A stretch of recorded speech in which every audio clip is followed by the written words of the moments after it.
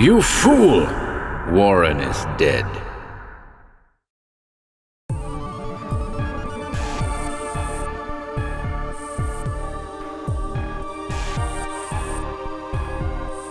HorrorBabble's Werewolves, 10 Tales of the Beast Within.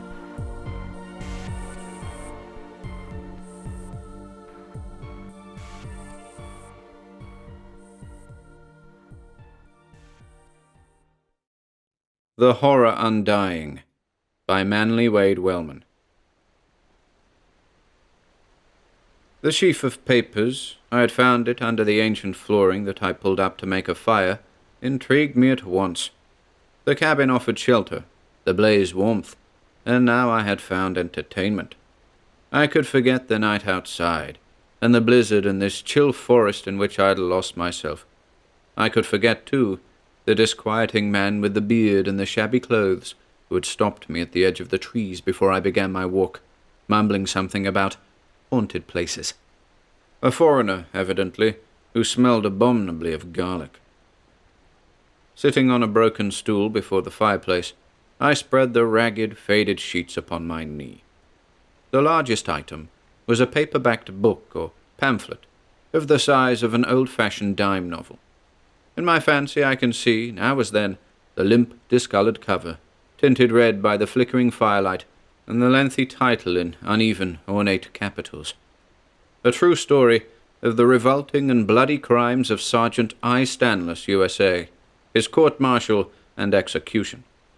Below this promising indication of excitement within, there was a bloody executed woodcut of a full-length human figure.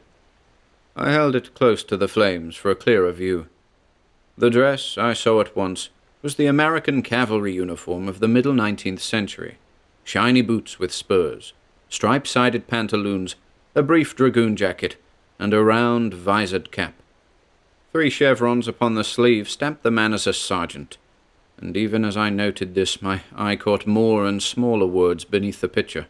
Sergeant Stanless, from a drawing by the author, and, under this, the information, privately printed 1848. Price, 10 cents. 10 cents! Was it a dime novel after all? A dime novel of especially thrilling content? Remembering such shockers as The Feast of Blood, The Demon Barber of Fleet Street, The Secret of the Great Turret, and others, I studied the cover illustration again. The author-artist had depicted his subject in a pose at once formalized and dashing. The booted, spurred feet were planted jauntily apart, toes pointing outward at what must have been an uncomfortable angle. The right hand was thrust into the front of the dragoon jacket, Napoleon fashion, while the left rested elegantly upon a sabre hilt. It was all a trifle ludicrous and waxworky. I might have laughed at it, except for the face. It was a round face, framed in heavy side whiskers. The eyes beneath the cap visor were large and expressionless, and so placed as to seem to stare out at anyone who looked at the picture. Below and between them jutted a long, straight nose, thin and sharp as a chisel. The mouth was half open and lipless, and showed 2 tiny, pointed upper teeth. The chin, well, there was no chin, or very little. Despite the crudity and stiffness of the old woodcut as a whole, that countenance had something of dread, authentic life.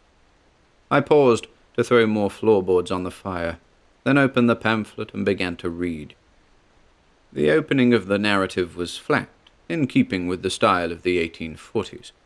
It said, rather casually, that one Ivan Stanless was born in Prussia, near the Polish border, about the year 1810, and that he came to America as a boy of 12. In 1827, 5 years after his arrival, he enlisted in the United States Army. His record, it appeared, was good, even brilliant. The anonymous biographer suggested that had Stanless been of American birth, he might have won an officer's commission. Foreigner though he was, he rose rapidly to the rank of sergeant first class, and as such did several tours of duty at forts in the South and West. At the outbreak of the Mexican War, he saw active service with a dragoon regiment and was wounded at Monterey. In 1847, He was senior non-commissioned officer of a squadron ordered to build and garrison a fort in the western part of the newly acquired territory of Texas. Up to this point, the narrator had seemed vague, as if information on Sergeant Stanley's early career was his only by hearsay. But the incident of the fort building and all that followed was by contrast extraordinarily clear and vivid. I, reading by the firelight, guessed that the unknown pamphleteer must have made Stanley's actual acquaintance at that time. Perhaps the forming of the squadron brought together the units in which the two men had been serving. The fort came in for full, eloquent description. A rectangular stockade of upright logs with sharp tips, rough barracks and stables in orderly array inside, neat ricks of hay cut on the prairies, troops drilling or working under the eyes of their officers, sentries on post, and over all the brilliant stir of the stars and stripes. The war was over now. The garrison felt relieved and relaxed, even peaceful.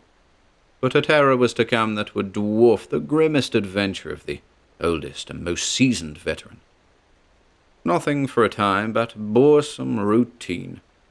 Then, twice in succession, the account stated, sentries were found dead in the dawn, or rather, what was left of sentries. The bodies were mangled, mutilated, bloody, the fleshiest parts cut clean away and missing. Indian raiders was the instant pronouncement of the commanding officer, and after the second atrocity a scouting party was sent out to find and punish the enemy. Stanley himself rode with that party, and it was he who found, or appeared to find, a trail. Following him, the Avengers rode for 4 hours across the prairie, and came at last upon an encampment of Comanche hunters. Taken by surprise, a full half of the Indians fell before the first deadly volley of the troops. The others fled on their swiftest ponies without offering battle. Several wounded Indians were captured and questioned, but all denied attacking or even visiting the fort.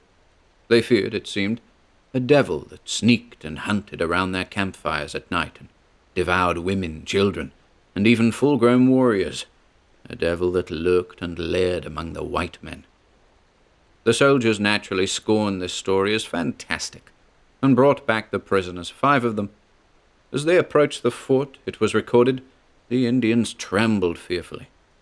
That night, they were placed in the hospital building, and on the following morning one was missing. He was reported escaped despite severe wounds and close guard, and double vigilance was instituted. A day and a night passed, a new sun rose, and a second Indian had vanished. Stanley happened to be sergeant of the guard on this particular morning, and the commander of the garrison, investigating in the hospital, called upon him for a report. As Stanley entered, the 3 remaining Indians set up a wild and unwarriorly wail of terror. All jabbering at once, they expressed sudden dread of the sergeant. He, they charged, had killed and carried away their 2 comrades. He was the devil of the fort, which they now knew would be their ultimate destroyer. Stanley listened in scornful silence for a moment or two, then broke in upon their frantic charges with angry denials. When they refused to retract, he whipped out his saber and slashed the nearest Indian across the face.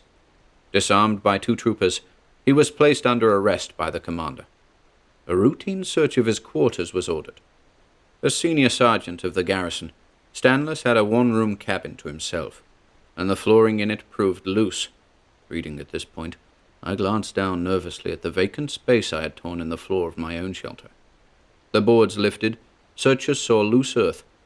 A few probing digs with a spade discovered the skeletons of the 2 missing Indians, stripped almost entirely of flesh. From this point forward, the narrative grew tense and fascinatingly dire, as if the author was bringing a morbid warmth to his work. Sergeant Stanley, confronted with the grisly findings, confessed to cannibalism. He had murdered and eaten not only these and other Indians, but the 2 butchered sentries and many other white men and women in the East. How many, he did not know. All he could say was more than 50, perhaps 100. Explanation he could not or would not give, except that he was tormented with an overpowering hunger for human flesh. He relished most the heart and the liver. Facing the court-martial, he pleaded guilty and made a singular request. That speech of Sergeant Stanley sticks closest in my memory, for I returned later and read it again. "Burn me to ashes, I greatly wish it. Only thus can my soul be redeemed." The officers of the court-martial, they must have been a shocked and pallid gathering, passed sentence, but decreed a less painful death than the one for which the confessed man-eater had begged. He was placed before a firing squad, to make which, the pamphlet said, every one of his former comrades volunteered. After Stanley had fallen before their shots, the sergeant in charge of the detail walked close to examine him. The bloody form was seen to move. The eyes slowly opened. Drawing a pistol, the sergeant fired a bullet point-blank through Stanley's brain, and a few minutes later a medical officer pronounced the guilty one dead. The riddled corpse was buried outside the fort at a considerable distance from the regular cemetery, and was left unmarked. That was the end of the account, at least of the printed part, but at the foot of the final page was a rusty-looking smudge. I drew a brand from the fire to shed brighter and more direct light. With difficulty, I made out a single word, written crabbedly and in ink so ancient and faded as to be almost invisible. Fools. I closed the pamphlet and gazed once more at the portrait of Ivan Stanley upon the cover. As before, the expressionless eyes seemed to stare fixedly at me. Even so, I mused, must the real man's eyes have looked while his fellow sergeant gave him the coup de grace, and the loose mouth seemed to smile at me in mockery. I felt suddenly nauseated with the blood-bolted tale. Whether it was true or not, I refused to guess.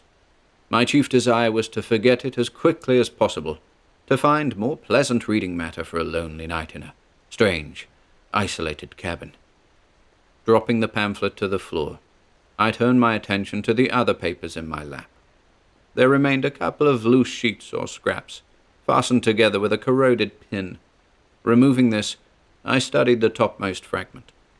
It was a roughly torn upper quarter of an inside page from an old newspaper. At the top margin, I could make out a part of the heading.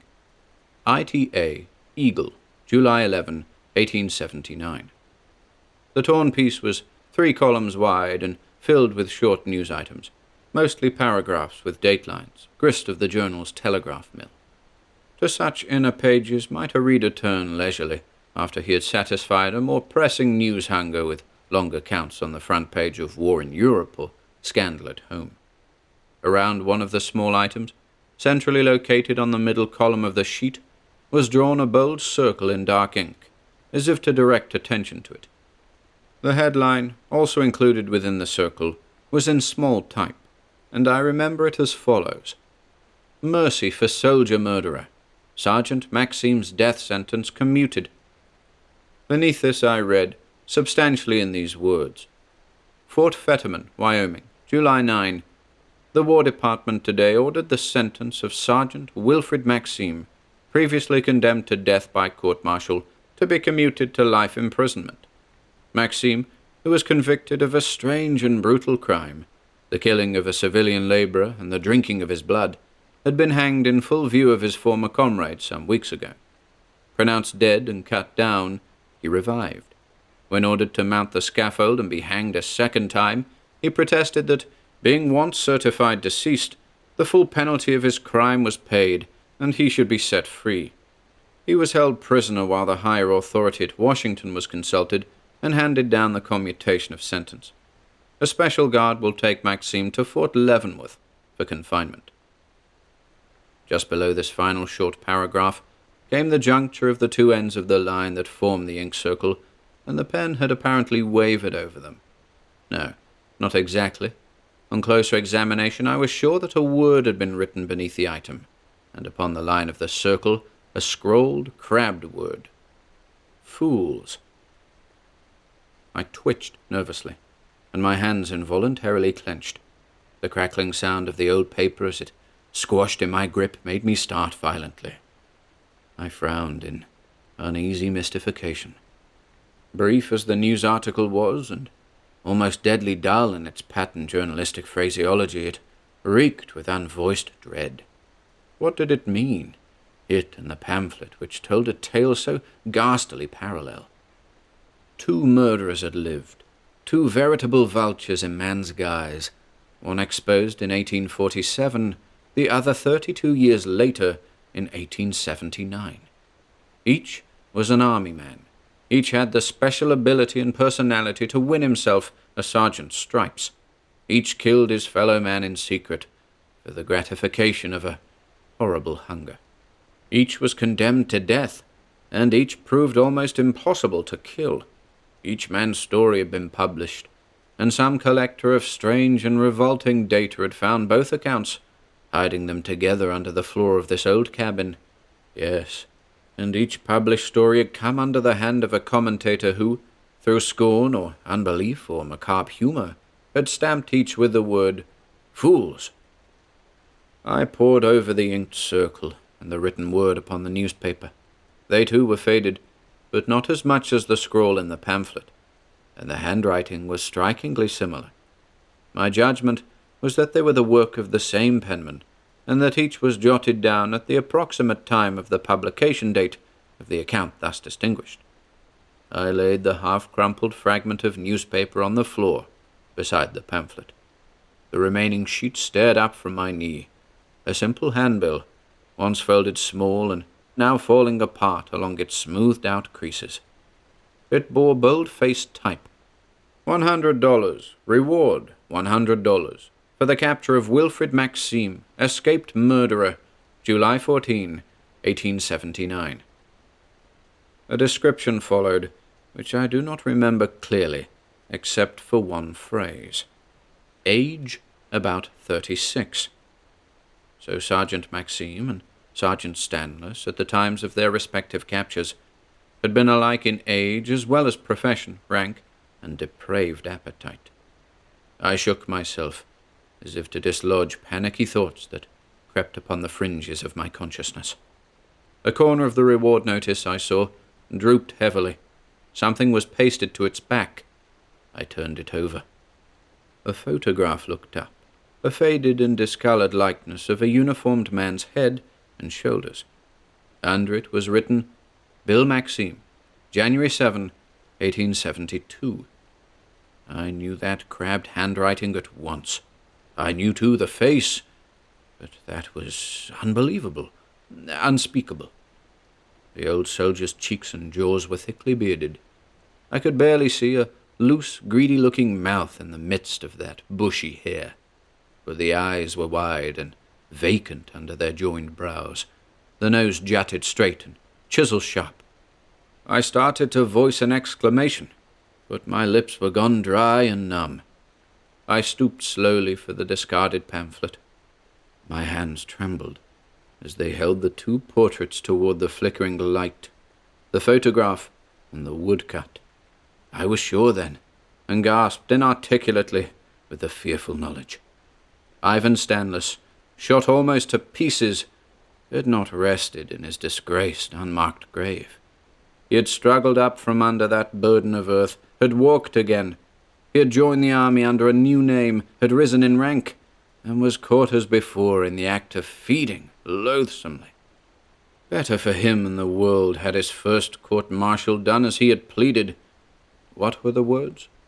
I fumbled through the pages to the back of the pamphlet. Again I read, Burn me to ashes, I greatly wish it. Only thus can my soul be redeemed. A certainty that was more terrifying than blackest mystery drew in upon me like a strangling net. With all my strength I hurled pamphlet, newspaper, and handbill into the fire. The flames crackled greedily over the old sheets, threw up bright tongues. Yet I trembled with a chill that was not of the outer blizzard, and a voice soft as a sigh and fierce as a snarl spoke from the door. Fool! The door was open. A figure in a long, dark, formless garment like a cloak or blanket was standing there, shaking wreaths of snow from its head and shoulder. As I gaped, silent and helpless as a charmed bird before a snake. It glided forward to the fire. The enveloping robe sagged open, then slid gently downward from the upper part of the figure. I saw a round face, pale as bleached bone. Coarse, bushy hair grew low and rank upon a narrow forehead. Wide, expressionless eyes fixed mine, gleaming above the thin nose that seemed to point the way for them with its tip. A shallow chin relaxed, a loose, lipless mouth fell open. Two pointed upper teeth grinned at me. I tried to say something, to threaten or beg, but I could not. I only shrank back, and he stole forward into the stronger light. A hand extended toward me. I saw curved talons, thick hair matted upon wrist and back and palm. Then came a cry, powerful and ringing as a bugle, a torrent of strange, challenging words. Another figure was bursting through the door and toward us. The first comer turned hurriedly from me. For a moment I saw his pale, chisel-beaked face in profile, heard the cloak rustle like dried skin. Then the other was upon him in a rush. Fierce eyes above a bristling beard, an assailing odor of garlic, drove into my mind that this was the mumbler I had met at the forest's edge. His upflung hand flourished a staff, a heavy, straight rod with a piece lashed upon it to form a cross. It did not strike, but the sergeant squeaked fearfully, like a bat, and cowered swaying before it. The foot tripped him, and, as he fell sprawling, the same foot gave him a spurning shove that slid him among the coals of the fire. White flame sprang up all around and over him, as though he had exploded. I shuddered, and the next moment all was black silence to me. I woke laggingly to the touch of ministering hands, and found myself lying limply on the floor. Above me stooped the bearded face, anxious and kindly now. "It is all over," came the grave, accented voice, with a note of triumph in it. "Long have I hunted and hoped, and today, when you entered his domain, I knew you would serve for bait. I made preparations, and followed." He drew something from his pocket. A stake through his heart, and holy water would have been better, for the cross of white thorn and the fire and this herb. He threw a handful of garlic into the fireplace. "Will serve. He, Stanless or Maximo, whoever he is, will walk and raven no more." Weakly, I rose. Something made a feeble scuttling noise on the hearth, and I looked. The dying fire, now rank with the garlic vapors, was full of dark, fat-looking ashes that never came from wood. Out of these was scrambling some small creeper, a rat or lizard perhaps. Before I got a fair glimpse of it, my companion thrust it back with his staff.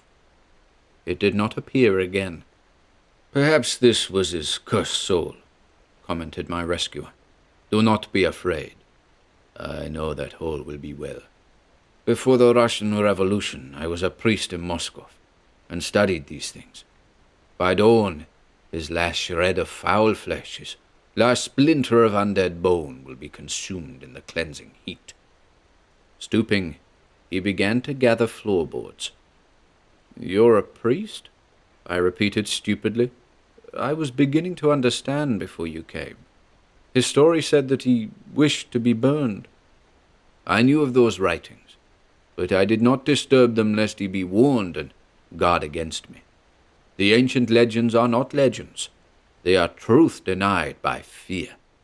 In his first existence he was Volkertluck, werewolf. Facing death, he must have had a desperate hope of salvation, and he made that request.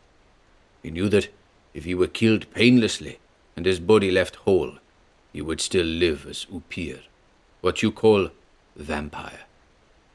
He threw his armful of wood upon the fire, and it began to crackle with bright, merry warmth. "My son," said the priest, "have the fear of God before your eyes."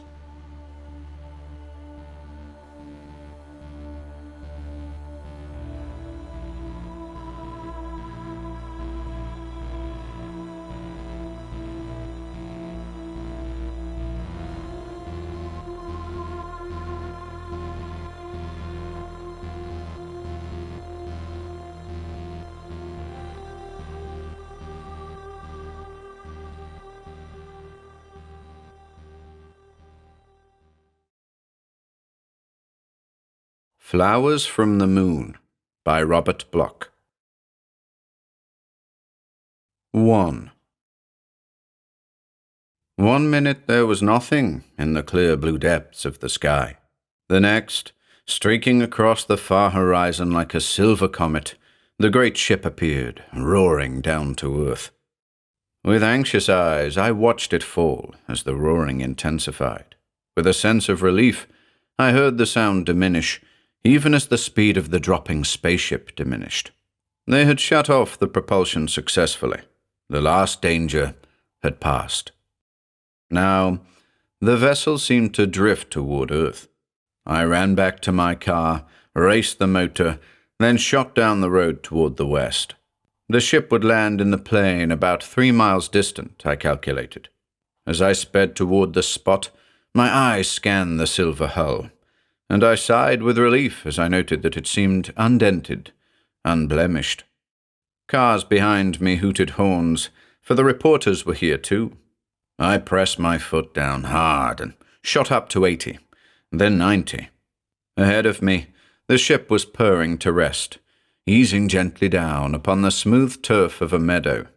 It landed. I put on the brakes and the car screeched to a halt. Then, with my heart thumping and thundering in my chest, I ran across the grass toward the ship, toward the silver door. "Edna," I murmured. "Edna." Of course, my voice could not be heard through the insulated duraluminum walls of the spaceship, but it was almost magic to see the door slowly open in response to my cry. And it was magic when she stepped into the doorway, lovelier than the images of my dreams during the past 2 months. She hesitated, blinking in the sun that flamed through her auburn hair, gazed at the ground 6 feet beneath the base of the doorway. Then I held up my arms, and she leaped, and we were locked together in an embrace that freed me of all the anxious longing and heartsick worry of the past 8 weeks. "Edna, you're safe, alive," I whispered tenderly. "Oh, Terry, I knew you'd find us. Your father, Charles, the captain, are they all right?" Her blue eyes clouded in momentary confusion. "Yes," she whispered. But the sentence was never finished. The reporters were on us, literally on us from all sides. The cars straggled in, cameras clicked. "Story, Miss Jackson? Picture. Hold it, please. Your father safe? Get to the moon, Miss Jackson? Gonna marry this young man?" Edna's white hands tugged at my shoulder. "Terry, do something. Let father and the others get away from these men. They're too tired to talk now. And besides, Charles isn't well." For answer, I fought my way through the struggling swarm of reporters and climbed into my car. Deliberately, I wheeled around and drove straight at the babbling horde. The reporters scattered as I skidded to a stop directly under the ship's doorway. By this time, a rope ladder had been let down from this ship, and now Professor Jackson appeared. His tired eyes blinked nervously, and one hand went to his white head as he took in the scene. He descended the ladder and seated himself in the car. Then the captain appeared. Not the fat Captain Zarret I remembered, but a thinner, haggard-looking man. He carried a great satchel in one hand. He paused in the doorway to shout into the depths of the ship. He scowled, then slowly descended. Halfway down, he paused again and reached up to shut the door. But the door opened. A figure appeared then. It was Charles DeVoe, my rival. Charles the suave, Charles the laughing, the debonair, the black-haired, sleek, handsome scientist. So I remembered Charles. But this man was different. Horribly different. His face was dead white, and his black hair bristled down almost to his eyebrows. His features seemed oddly altered. The shadows of the sun seemed to have lengthened his nose and chin. His hands went to his face, and they seemed thin as claws, and when the hands came away, I saw his red eyes. They glared, and his mouth grinned. That mouth, it hung open, working, a crimson maw of drooling imbecility. Charles DeVoe was mad. The captain looked up. "Go back," he shouted. Charles, go back!" Charles opened his mouth and snarled. I have never heard such a sound from a human throat. The yelling reporters quieted about the car. And then Charles came down. He didn't climb down, he leaped. "What's wrong with him?" shouted an excited little man, who climbed on the running board as the captain took his seat. "Hey, buddy, what's the matter?" Charles leaped and landed, not on the running board, but on the shoulders of the little man. With a sound I can only describe as a growl, Charles bore the small reporter screaming to the ground. His hands clawed at the little man's throat, and his mouth gaped open, and then he snarled and put his mouth to the reporter's throat and bit. Edna was shuddering at my side, and the professor was screaming something in a high, hysterical voice. The reporters were tugging at Charles, pulling him away. I tried to free myself, but Edna clung to me, sobbing. The captain acted. With a single gesture, he pulled out a revolver and fired. There was a moan, and Charles fell backward, hands clawing the air, fell backward from the bleeding horror of the little man's torn neck. And then the captain heaved the crumpled figure of Charles into the car and snapped, "Drive, Terry! Drive like hell!" I did. We were safe at last in the laboratory, safe from the screaming headlines. Jackson returns from moon. Jackson's daughter returns from moon voyage to wed. Madman in Jackson's lunar party attacks reporter. We were safe in the laboratory, and Captain Zarrett had gone back to remove the party's effects from the spaceship. The professor and Edna sat beside me in the room, while upstairs Charles DeVoe tossed and moaned with a bullet through his shoulder. "Tell me," Professor Jackson began, "have you kept the charts?" I nodded, a bit ruefully, I must confess. It was something of a sore point with me, those charts and records of the voyage I'd astronomically recorded while they were away. It dated back 5 years ago to my college days, when I worked with the professor in his laboratory, became his intimate, and then his assistant. During those years, I met and learned to love his daughter, Edna, and during those years, my life, like his own, was centered about his plans for a voyage to the moon. We had gone over the construction of the vessel together. Then, Dr. Charles DeVoe had come as assistant. He designed the actual spaceship, while I plotted the course by astronomy. Edna had helped me, and we had all worked with but a single goal for years, that voyage to the moon and return.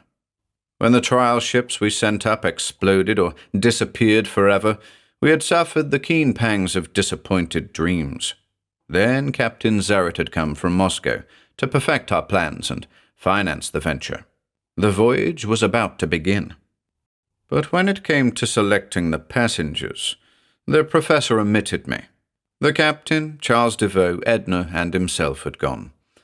I was forced to stay behind and keep the records. A bookkeeper of astronomy, I reflected bitterly. Up there in the solar blue, my future bride rode with my nearest rival. Well, I could not share her perils. It had been a bitter pill for me to swallow. To wait, to gaze each night in agony at the cold moon, wondering where she was, whether I'd ever hold her in my arms again. It was hell on earth, those 8 anxious weeks. The papers had scoffed, called us all mad for our scheme, despite the validity of our plans we gave them. That had added to my worries. Was it, after all, an impossible scheme? I wondered through sleepless nights. But now they had returned. There were 1,000 questions I must ask. What had they found? Was there life on the moon, as the professor had always staunchly maintained? What was the temperature, the nature of the soil, the effect of gravity? And what had made a drooling madman of Charles DeVoe? I asked those questions now, and the professor answered, while Edna sat at my side, her eyes alight with a strange, unspoken fear. The voyage had been calm enough, as planned. Captain Zarrett handled the ship nicely. The propulsion devices had worked smoothly. The insulation had been perfect, and the air conditioning sound. Food capsule supplies had held out. The speed had been calculated properly. The automatic direction steering had proved practical. The actual voyage took a little over 3 weeks each way. They had spent 4 days actually on the surface of the moon. The figures, exact detailed reports, were all here. The instruments were to be unlocked and their findings checked and recorded. The voyage had proved a brilliant success. But why was Professor Jackson so haggard? Why did his hands tremble so when he spoke of the voyage home? Why didn't he begin with his old-time enthusiasm to recount the story of his days on the moon? Why did Edna draw closer to me, as though in fear? These questions flashed through my brain. "But your actual experiences on the moon, Professor?" I asked. "What did you bring back with you?" "Terry, I'd rather not go into that just yet. I'm tired, my boy." The professor's words came too hastily. "Don't ask about that, dear. It's something you'd better not know," Edna whispered. "But I've a right to know," I snapped angrily.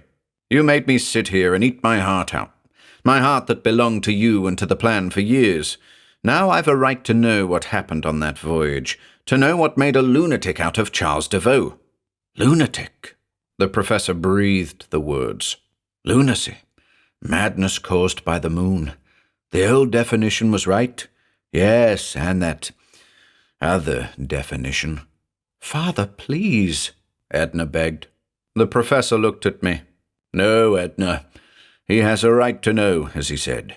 He must know about what we found, and about Charles, because we'll have to do something right away."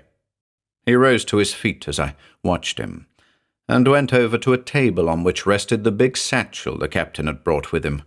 Without a word, he opened it, and motioned me over. I went to his side and looked down at what he drew forth. His hands were filled with flowers, white, orchid-like flowers, waxen as the face of death, and lovely as pearls. The ivory petals hung open on scarlet depths unblossomed, and as the professor stroked the thick white cups they seemed to tremble, rising and falling like the flesh of a woman's throat as she breathes. And they were lovely, lovely past all imagining. "We brought these back to Earth," the professor said. "We found them on the second day, when we descended into the crater. We had seen no life in the barren soil, but we descended into this deep crater and found them growing at the bottom, near the mouths of the caves." I listened, but scarcely heard, so intently was I studying the white and scarlet blossoms. "We plucked them. Charles carried them back with him, and he put them away." His voice sounded from a great distance. "We didn't know then, but that night, as they lay on a shelf in the ship, we had the dreams, and we heard the howling. Waking, I realized for the first time that these flowers had a scent." A scent? Abruptly, I jerked myself into awareness. That was it. That was why I couldn't hear, couldn't see. These flowers had a scent. It was a scent so subtle, so delicate, I had not known that I was inhaling it. And it was a scent so powerful that I could scarcely stand. It was a scent so strong that my olfactory nerves blotted out consciousness of other faculties. I could only smell, could no longer hear or see or feel. It was an indescribable scent, but terribly sweet. So sweet it hurt my eyes and throat and burned in my brain with lovely white fire. I fought to awaken as I stood there, reeling before the strange white flowers from the moon. And then I saw once more, saw that my breath was coming in rhythm to the pulsing of the flowers. "Terry!" Edna's voice called from far away. "Wake up, Terry!"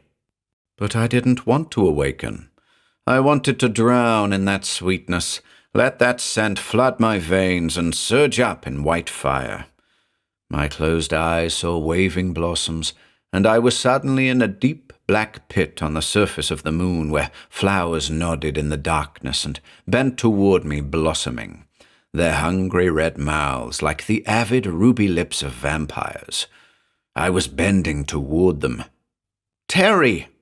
Edna's arms, her voice, brought me to my senses. "What are these accursed things?" I gasped. The professor shook his head gravely. "I do not know.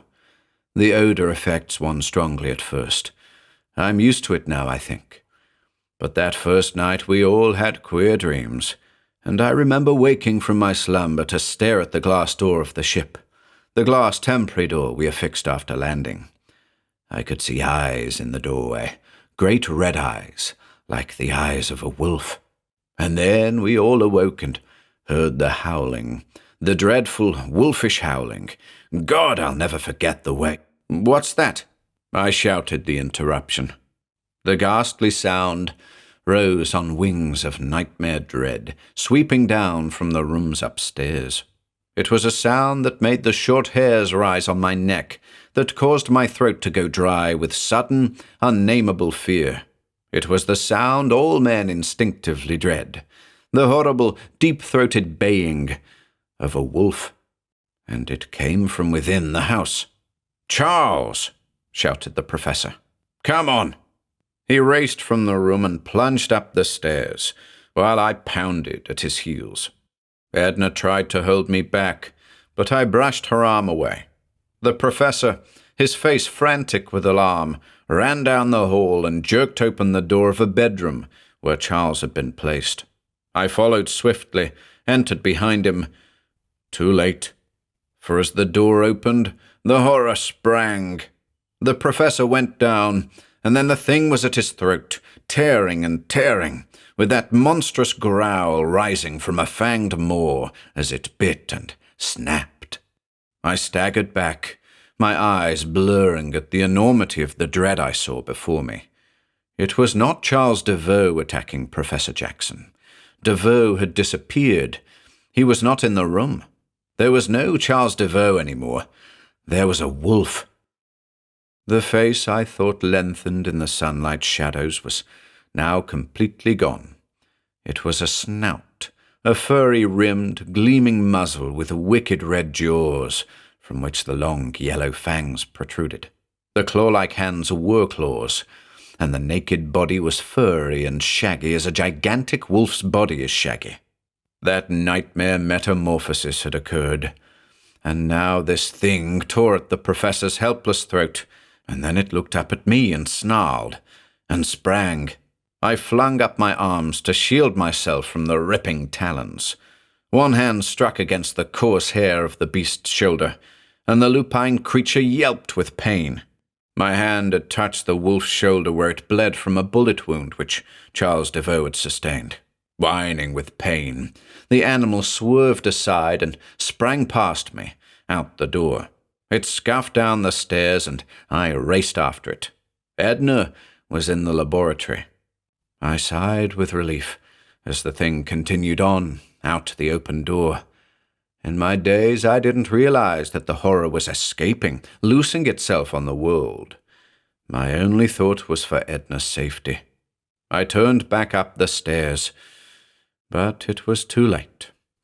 One glimpse of the fallen professor, and I knew that it was all over. Mercifully, I covered the torn features and hurried down the stairs. Edna, sobbing, fell into my arms. I tried to speak. "Oh, Terry, I know," she murmured. "Father's gone, and it was Charles. Did he get away?" I nodded, and then Edna showed the stuff that she was made of. Her eyes cleared. Her voice became firm. "We must act at once," she said. "Terry, you're the only one who can save us from it." I held her close. "It was my fault. I should have made Father tell you everything at the first. I will tell you now." She spoke swiftly, urgently. "Those flowers, I have a theory about them, Terry. Have you ever read those old books in Father's library? Those ones on witchcraft and demonology he collected?" I looked up, comprehending. "Yes. He was a serious student of occultism, remember?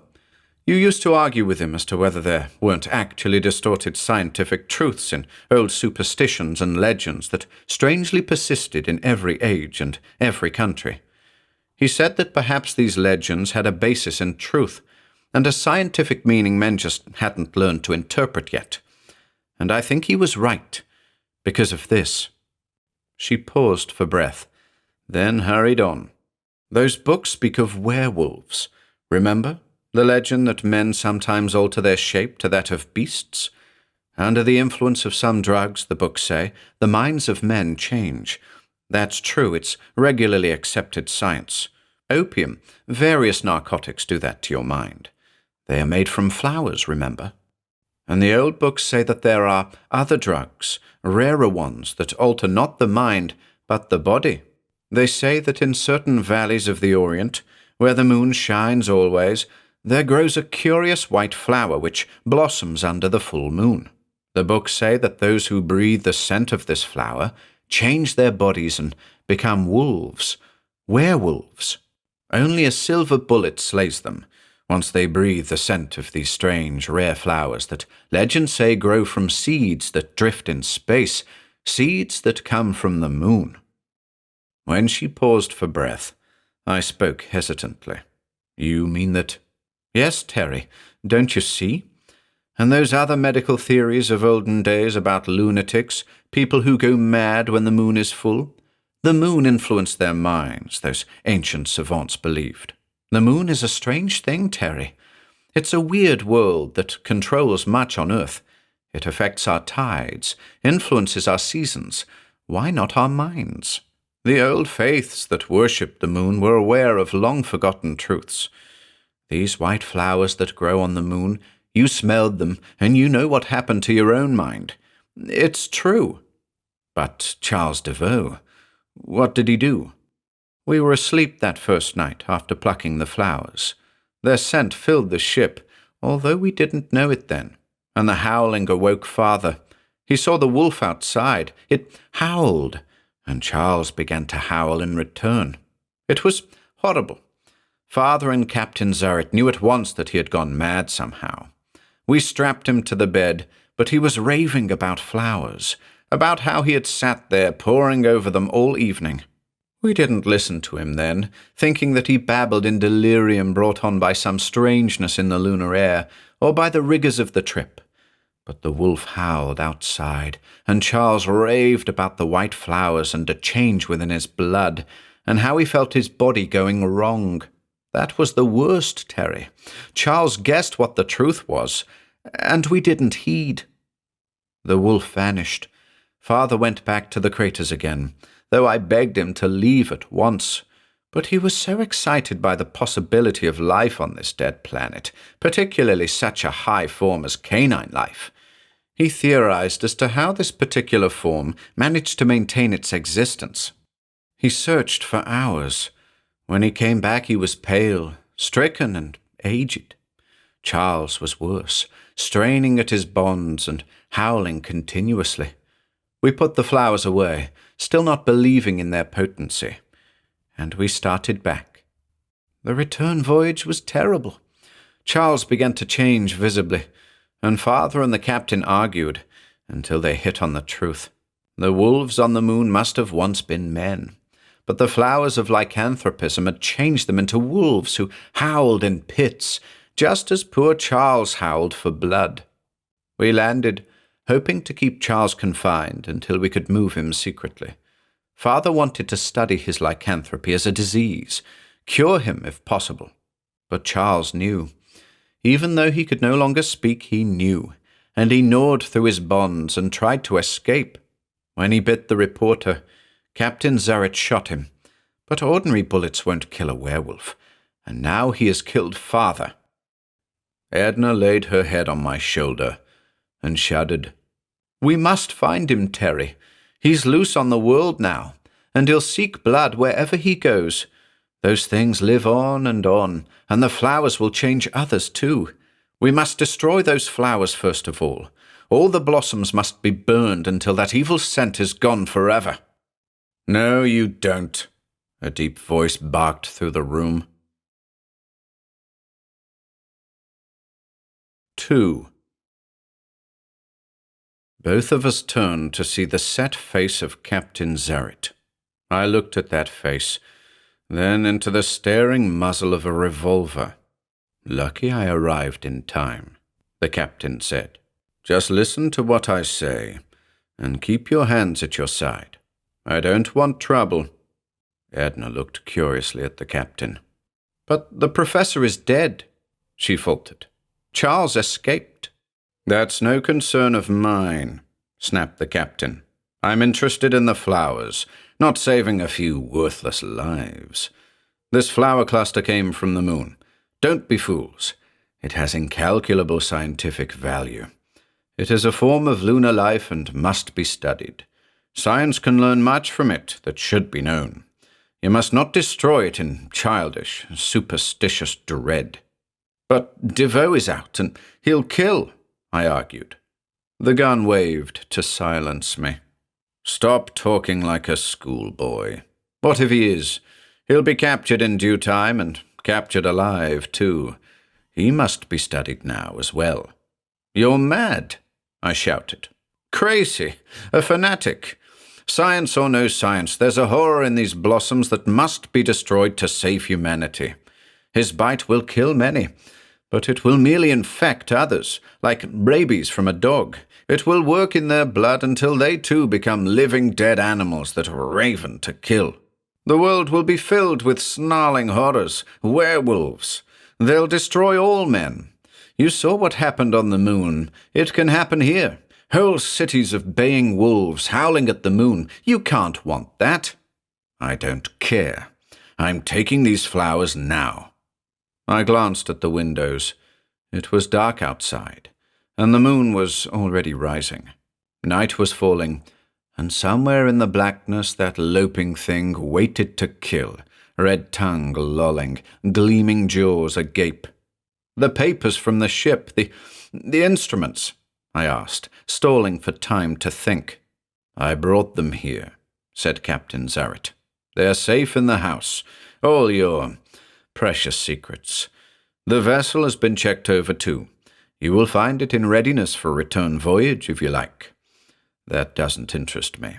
I stalled off the reporters and the police about the shooting this afternoon. They won't be around till morning. I didn't want anything to hinder my plans. These plans leave with me tonight for Moscow. I shall study them at my leisure, with my own staff. Edna moved away, but the captain saw her. Don't try anything foolish, girl. I'll shoot without hesitating, I assure you. Now, I'll take the flowers and go. He scooped them up from the table, and for a moment one great hand clutched the mass of white, evil blossoms.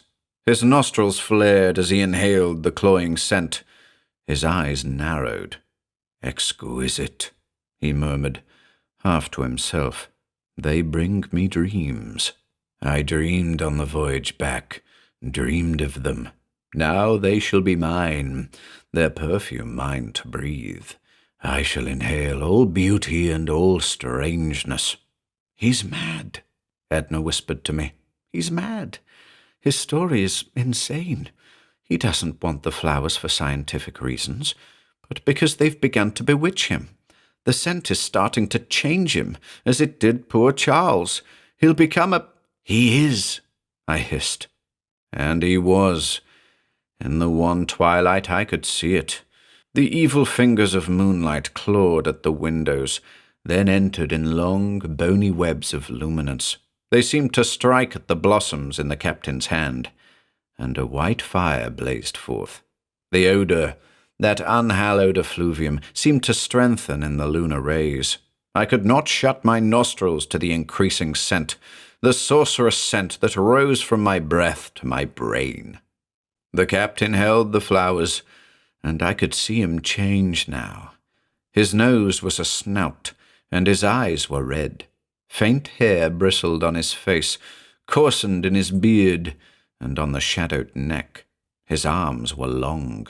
He inhaled deeply, holding the gun steadily enough. Yes, it was true. He must have succumbed later than Charles. His stronger will had resisted longer.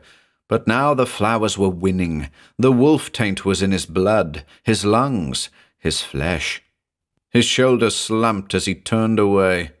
I'm going now, he mumbled. and it was dreadful to hear his deepened voice, his growling, slurring tones. "You can go out and catch your werewolf whenever you please. I shan't care. My plane leaves at once." He left the room, stooping in a monstrous way. I wondered how long it would take for the change to be completed, how soon he would howl like a thing of darkness in the night, and how soon the world would howl with him, a nightmare world of shaggy wolves that tore away at the throats of all humanity and plunged Earth into a barren horror akin to the shining moon above. "Edna, we have to stop him." She nodded. Together, we ran out into the hall, toward the open door, and there in the garden twilight we saw him running across the lawn. The night was still, but a faint breeze stirred, and on it was the strong, almost overpowering scent of the lycanthropic moonflowers. The vine trailed from the hands of the mad captain as he sped away. It filled the garden as the moonlight filled it. Under a full moon the full scent rose in a world of white light, white perfume, white horror. Even as he crossed the lawn, the captain's body seemed to change. His coat sloughed off, his form bent closer to the ground. His hands, holding the blossoms, were dark and hairy. Moonlight performed a dreadful acceleration of his condition. The scent was so strong that Edna reeled in faintness beside me. I smelled that damnable odor everywhere. Another smelled it. A long howl sounded from the bordering bushes near the walk. It was Charles. He had waited there, drawn back to the house by the scent of those maddening, evil-scented moon blossoms. The captain turned halfway. Charles saw him, crept from the bushes, shaggy body crouching close to the ground. The captain held up one hand as though to shield himself, and the blossoms glistened sickly in the pale moonlight. Then Charles leaped forward. The wolf head dipped, raking talons hurled the captain to the ground. With a triumphant baying, the wolf was at his throat, and the captain bayed back. "Terry!" Edna moaned, clinging to me. There, before our eyes, two wolves fought and snarled in the moonlight, fighting with fang and claw, leaping and slashing with bloody muzzles. Back across the lawn they raced, the captain still clutching the ragged flowers in one paw that could not be real, yet was. The yelping rose in our ears, champing jaws grated on bone. Two wolves fought to the death, and through the growling came an abominable, throaty voice. "I must have the blossoms, Charles." And then it happened. The flowers slipped from wolf paws as the two rolled in a rending embrace. I raced silently across the lawn, caught up the scented moonflowers, and sped back to Edna. "Come on," I whispered. "Let's get out of here." She turned and ran at my heels as I made for the car, clutching the handful of demonic blossoms. Behind us, the baying rose to the cold moon. "What? Where?" gasped the girl. "To the ship," I panted. "Put these things aboard. Zarit said it was ready. Going to send them up in the ship. Let them plunge back into space. Back to the moon, perhaps. Anything. Must get them off the Earth." I suppose I was a little delirious, but the notion fastened to me. It was the only way to cleanse the world of the terror, the scented terror. I raced the car. "Terry, look!" Down the silvery white road that gleamed in the moonlight behind us, two figures loped, two fully formed wolves. Charles and the captain had discovered the theft of the blossoms, and now they pursued. It was a mad race through midnight with two creatures of myth howling at our heels, the scent of doom welling in our nostrils as I shot the speed up. Up. We turned. The running forms vanished from behind us. Yet they were coming. And I was in a garden, a cool, sweet garden, and the air was a white wine that I breathed richly, intoxicating myself with the deep fire of strange new life. I was in a garden, and Edna was beside me, eyes closed, lips open to inhale the magic perfume of rapture. No, I wasn't in a garden. I was in a car, doing 70 miles an hour down a moon-blazed road, while between my face and Edna's rested the damnable cluster of vampiric blossoms, their scent sucking our souls out with every breath. The cursed things were getting at us. I dared not throw them away. Those things behind would catch up, find them. I dared not. I had to fight to keep awake, to keep speeding down the road toward the ship. Yet I didn't want to fight. I wanted to sleep, to rest, to forget everything except the beauty of perfumed dreams. Now I understood the enslavement of opium eaters, of hashish addicts who sought strange worlds of the mind at the expense of their bodies. Edna must not be exposed to this scent any longer. I shot up to 100, screaming down the road toward the plain where the ship rested. Edna lay white and still, her bosom rising and falling in rhythm with the weaving blossoms that coiled out as though to touch her milky, moon-white skin. Edna! We jarred to a halt before the great gleaming bulk of the ship. I wanted to rest. I could smell the scent, and I wanted to rest. The moonlight hurt my eyes. So easy to close them, to forget. Blinking painfully, I threw the door open and jumped to my feet. I shook Edna into wakefulness. She moaned. "Come on! Come on!" I panted. "Hurry!" The ladder still hung, although the door was closed. I forced Edna to mount before me, placing the blossoms in her hands. It was awful to see her fingers close lovingly about the stems of the leprous growths. Awful to see the cataleptic stare in her eyes, the way those eyes slanted in the moonlight. But I had to have my hands free to support her, to urge her upwards. We scrambled up the ladder, and I prayed that the door was unlocked. It was. The captain had left in haste. We pulled ourselves into the darkened cabin of the ship. I fumbled for lights. Edna crouched on the floor, clasping the flowers to her face. I had to tear them away from her. In the little cabin, the scent rose strongly, compellingly. We had to get out of here. I fumbled with the panel controls. Impossible, of course, to chart a course, to plan. Just throw the switch with a half-minute's delay, catch hold of Edna, and hurry out in time to be clear of the ship as it left, taking with it in its plunge those damnable blossoms. That was the only way. Get those things off Earth before it was too late. I studied the panel for a moment. There must be no hesitation.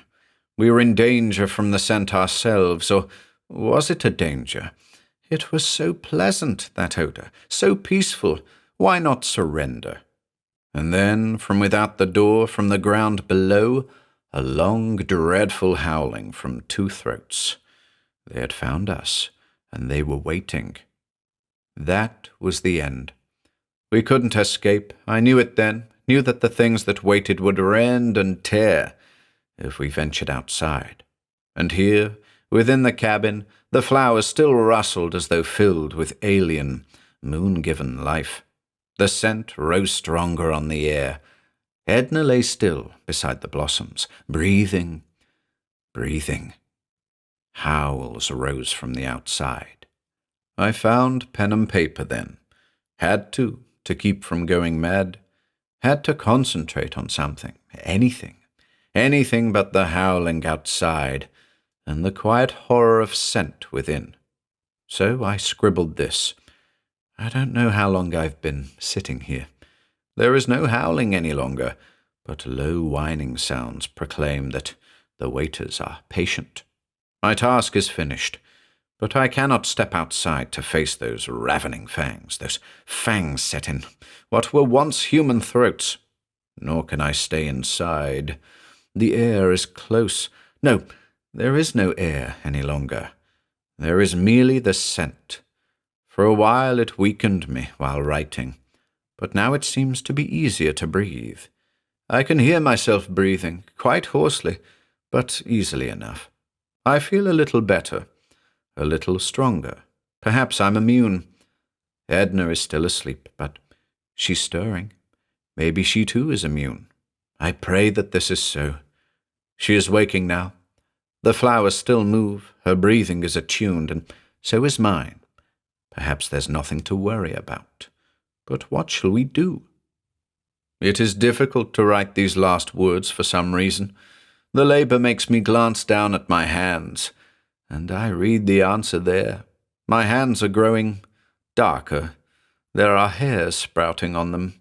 The fingers are curling. The dark hairs are sprouting. I know what I must do now.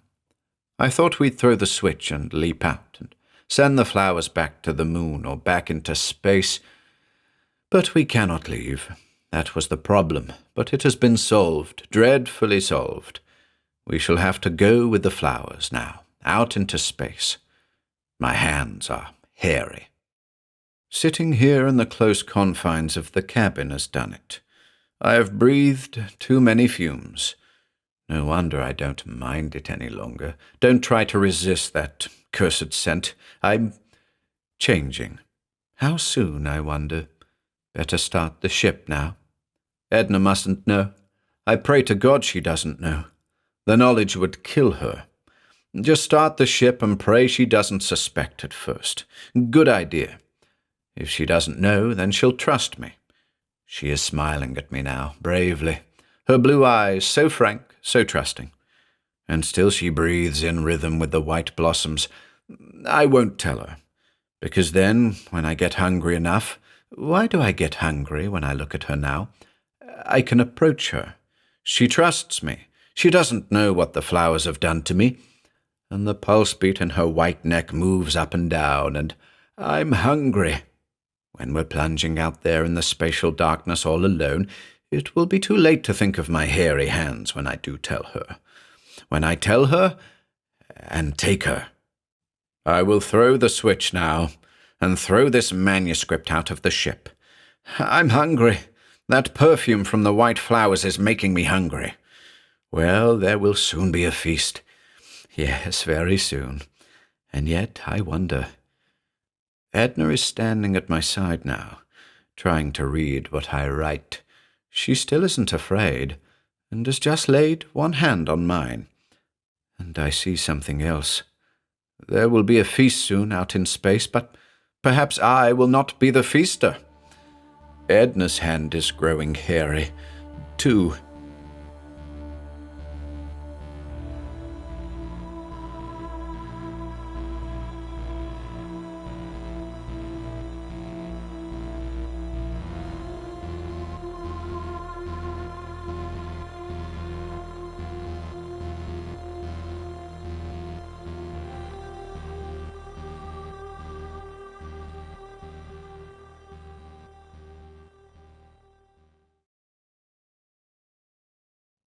The Silver Knife by Ralph Allen Lang.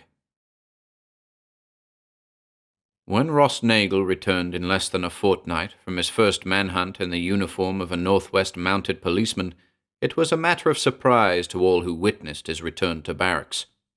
It was not that anyone doubted his ability, for he came to the Mounties with an enviable service record in His Majesty's troops in the Far East.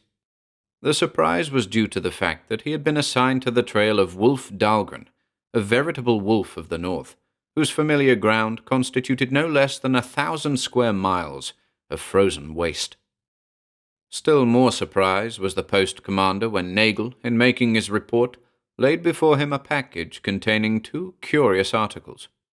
The first of these was well calculated to inspire the astonishment with which the inspector regarded it. It was a knife of falchion shape, with a wicked curve at the point that suggested the purpose for which it had originally been made, a sacrificial knife. In the eyes of the inspector, this impression was further confirmed by the material of which it was made, beaten silver, and by the pair of great twin rubies that ornamented the hilt. He had once seen a knife almost exactly similar to it while attached as guard to an expedition excavating the ruins of an ancient temple of Dagon. But what could such a knife, with its priceless inset gems, be doing here in the Arctic wastes of North America? Only one explanation presented itself to the puzzled mind of the inspector, that it had been brought by an immigrating old-world tribe in some dim period of history when the continents were still connected by a strip of land. A remnant of this tribe might conceivably still exist in the unexplored regions of the north, the sacred knife having been handed down from generation to generation. How had Wolf Dahlgren gained possession of it while under pursuit by the Mounties on a murder charge? He turned his attention to the other article on the desk, a small, leather-bound notebook, in hopes that it might furnish an explanation. It was in good condition, except for bloodstains on the cover, legibly written, and the inspector leaned back to read. The first entry was dated 2 weeks previously. December 3rd.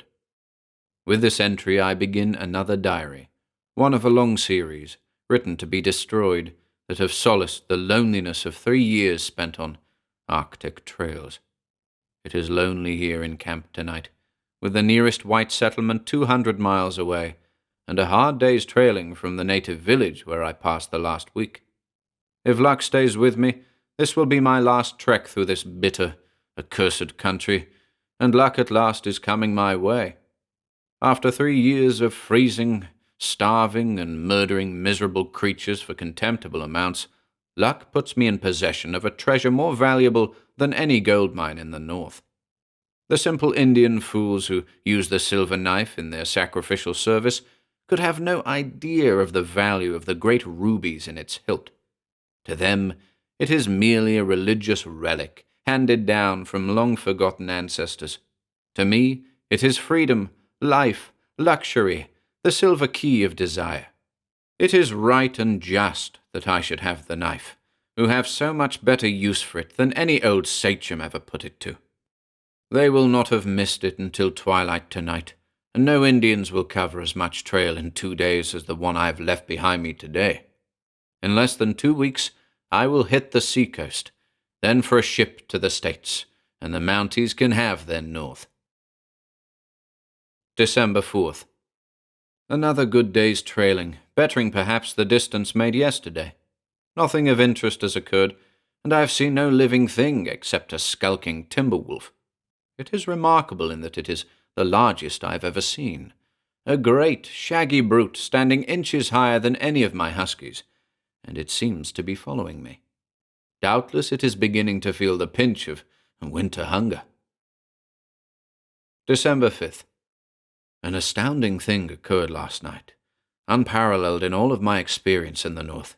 An attack by a wolf or wolves on a camp protected by an open fire. It was well after midnight, and due to the fact that I was sleeping more soundly than usual, the fire had subsided almost into a bed of coals when I was jarred awake by a sharp yelp from the dogs, followed by the snarling fury of a fight. It could not be called a fight either, for the wolf or wolves were gone again into the night as swiftly as they had come, and I had only a brief glimpse of one shaggy giant as he faded into the obscurity of the darkness. But brief as the engagement was, its effect was devastating to my team, the lead dog having been literally torn to ribbons, and another slashed on the shoulder. As a consequence, I was able to make but poor time today, and I had trouble constantly with the dogs, so demoralized is their condition. What puzzles me is that the attackers seem to make no effort to obtain food, but I suppose that my awakening frightened them away. I have seen the lone wolf several times today, dogging my trail at an uncomfortably close distance. On one occasion, I was close enough to see his devilish fangs as he stood and snarled his hatred. 2 clear shots I had at him before he retreated, and I am unable to explain how I could have missed him. I have seen no other wolves at any time, and am almost forced to believe that it was he alone who made the attack last night, although it seems impossible that one wolf could wreak such havoc. Tonight, I will keep a sharp watch to prevent a repetition of it. December 6th. The wolf was back last night, and, despite all of my precautions, took toll of another of my dogs. I was sleeping lightly with my rifle at the ready, and was up at the first sound, getting my first close sight of him as he raised his bloody fangs from the husky's throat and turned to face me. He must have stood nearly 3 feet high, but it was the ghoulish fury in his yellow eyes that unnerved me more than his great stature. I fired point blank at the hideous head, but still he stood there, fixing me with that baleful glare, and it was not until the pack closed in on his flank that he turned and loped away. 3 dogs only are left of my original 5, and these are so demoralized with terror that I can make but poor headway. I, too, own myself a victim of intense nervousness, and am weighted down by an uncanny, unreasonable feeling of dread.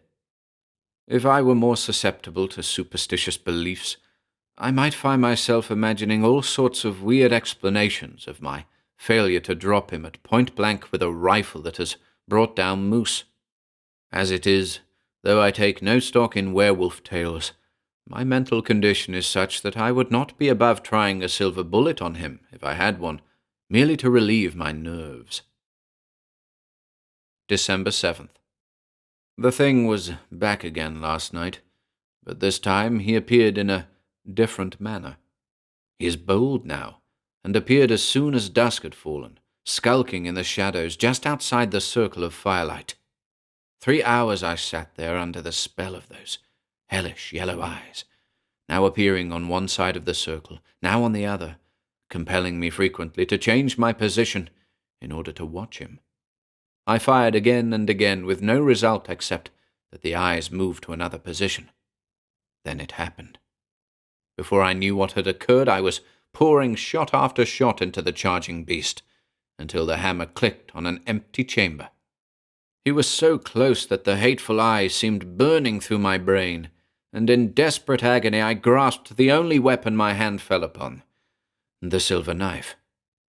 What happened then I do not clearly know, but he swerved away from me, and in some unexplainable way I sensed fear in his snarl. Then he was among the dogs, ripping and slashing, and a third victim was torn to ribbons.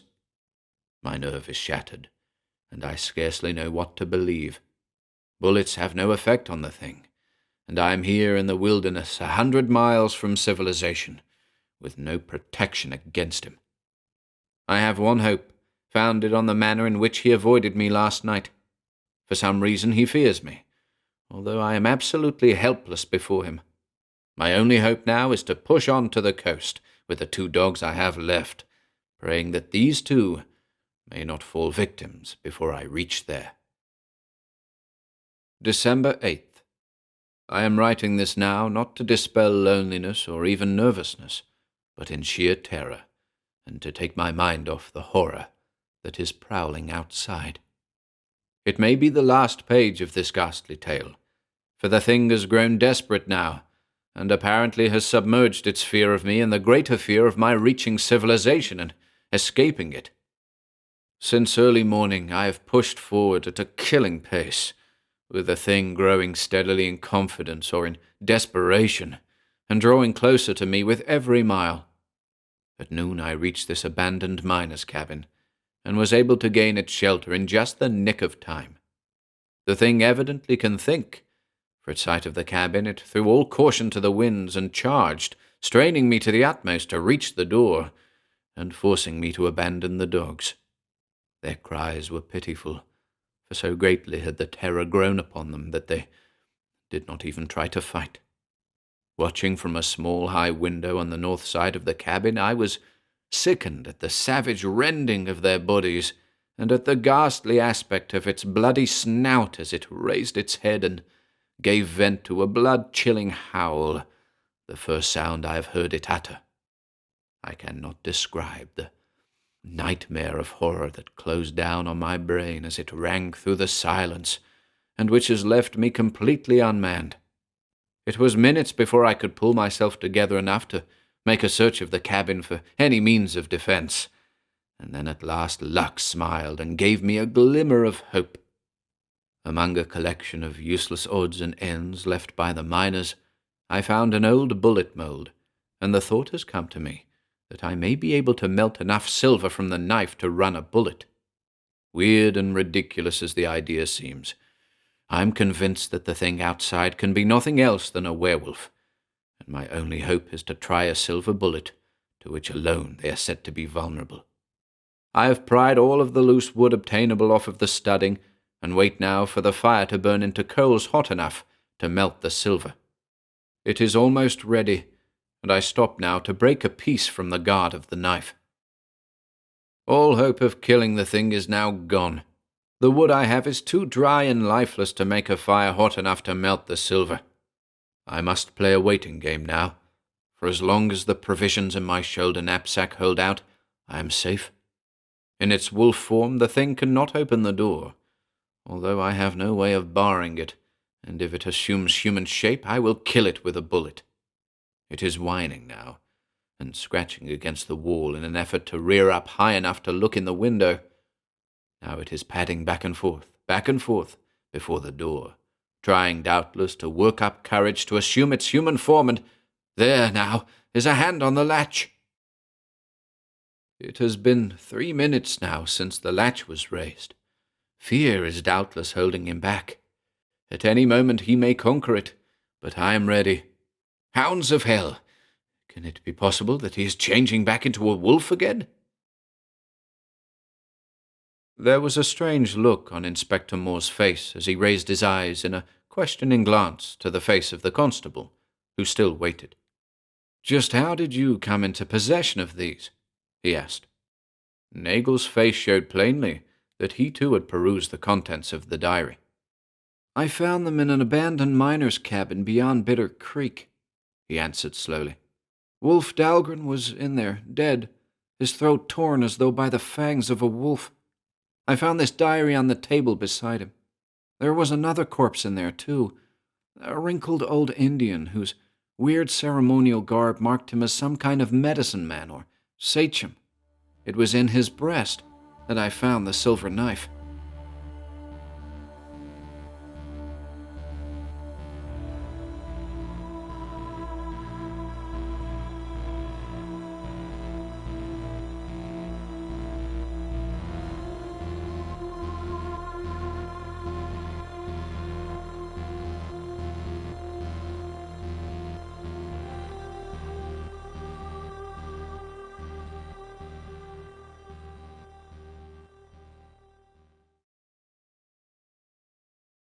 The Dogman of Fangdale, Beck, by Ian Gordon. 1. I first sent this account to Fortean Weekly a few months after it happened. They offered to send one of their field people up to talk to me in person, but I turned them down. Putting pen to paper was hard enough. Talking about it, trying to answer questions I don't have answers for, no thanks. I know what I saw that night. I know what Mary and I went through. For the record, I'm not some kind of nutter, or at least I wasn't before that night. I don't keep books on UFOs or haunted houses. I don't have a cabinet full of crystals or an attic stuffed with conspiracy magazines. I work for a shipping firm in Hartlepool. It's a stable job that supports a normal life. Before this happened, my biggest problem was my back. Slipped a disc a few years ago shifting boxes. Ever since, I've had to be careful. Avoid heavy lifting, that sort of thing. The doctor says I'll have to live with it. Though on a good day, I hardly notice it. On a bad day, well, you learn to grit your teeth and take the pain. It was Mary who suggested the drive that afternoon. She said the heated seats in her car might help my back, loosen me up a bit. She's like that, always looking for little ways to help. It was her pride and joy, that car. A big dark blue Rover she'd bought second-hand from her uncle. The seats warmed up like an electric blanket. We didn't really have a destination in mind. It was one of those lazy February afternoons where you want to clear your head and see a bit of the countryside. The radio was on low, the windows misted slightly, and for a while the two of us just drove in comfortable silence. Neither of us planned on ending up on the moors. We'd gone north out of Elmsley without really thinking, and soon enough the roads got narrower and lonelier. There were long stretches where we didn't pass another car for 5-10 minutes at a time. The sky started to close in. I remember saying something about how bleak it looked, and Mary just smiled, said it had a kind of beauty to it. I wasn't so sure. We weren't far from Fangdale Beck, though I didn't realise it at the time. It's the tiniest of villages. Blink and you'll miss it. But the name sticks with you afterwards. Fangdale. Sounds like something out of a ghost story, doesn't it? Fangs in the dale. Looking back, I sometimes wonder if we crossed some invisible line that afternoon. If there are places out there, even now, where old things still walk, waiting for someone to come close enough. Places where you stumble across something you were never meant to see. The roads narrowed further as we drove, the high hedgerows falling away to wide, empty fields and stretches of open moorland. We passed the odd dry stone wall, sheep standing like statues against the grey light, but no cars, no houses, nothing. Only the occasional weathered signpost to remind us we were still on a road at all. The weather had been hanging over us all afternoon, but as the day darkened, it began to shift. The grey clouds thickened, sinking lower, like a heavy blanket being pulled down across the land. The light took on that strange flat quality you get before snow, the kind that makes everything feel distant and unreal. Mary reached over and switched on the headlights, though it was barely 4 in the afternoon. Bit grim out here, isn't it? I said, mostly to break the silence. I like it, she answered, eyes on the road ahead. It's peaceful. Feels like we've got the whole place to ourselves. That was the problem. The first flakes started falling not long after that. Tiny, scattered at first, then more insistent. The sort of dry, powdery snow that seems harmless but piles up quicker than you realise. The wind began to pick up too, sending swirling little eddies of snow across the tarmac in ghostly patterns. It was strangely hypnotic, watching the white ribbons snake across the black road ahead, as if the moor itself was breathing under the snow. Mary slowed the car, her hands tightening on the wheel. The road was getting slick, and we both knew it. The Rover was sturdy, but it wasn't built for this sort of thing. You sure we're not getting a bit far out? I asked after a while.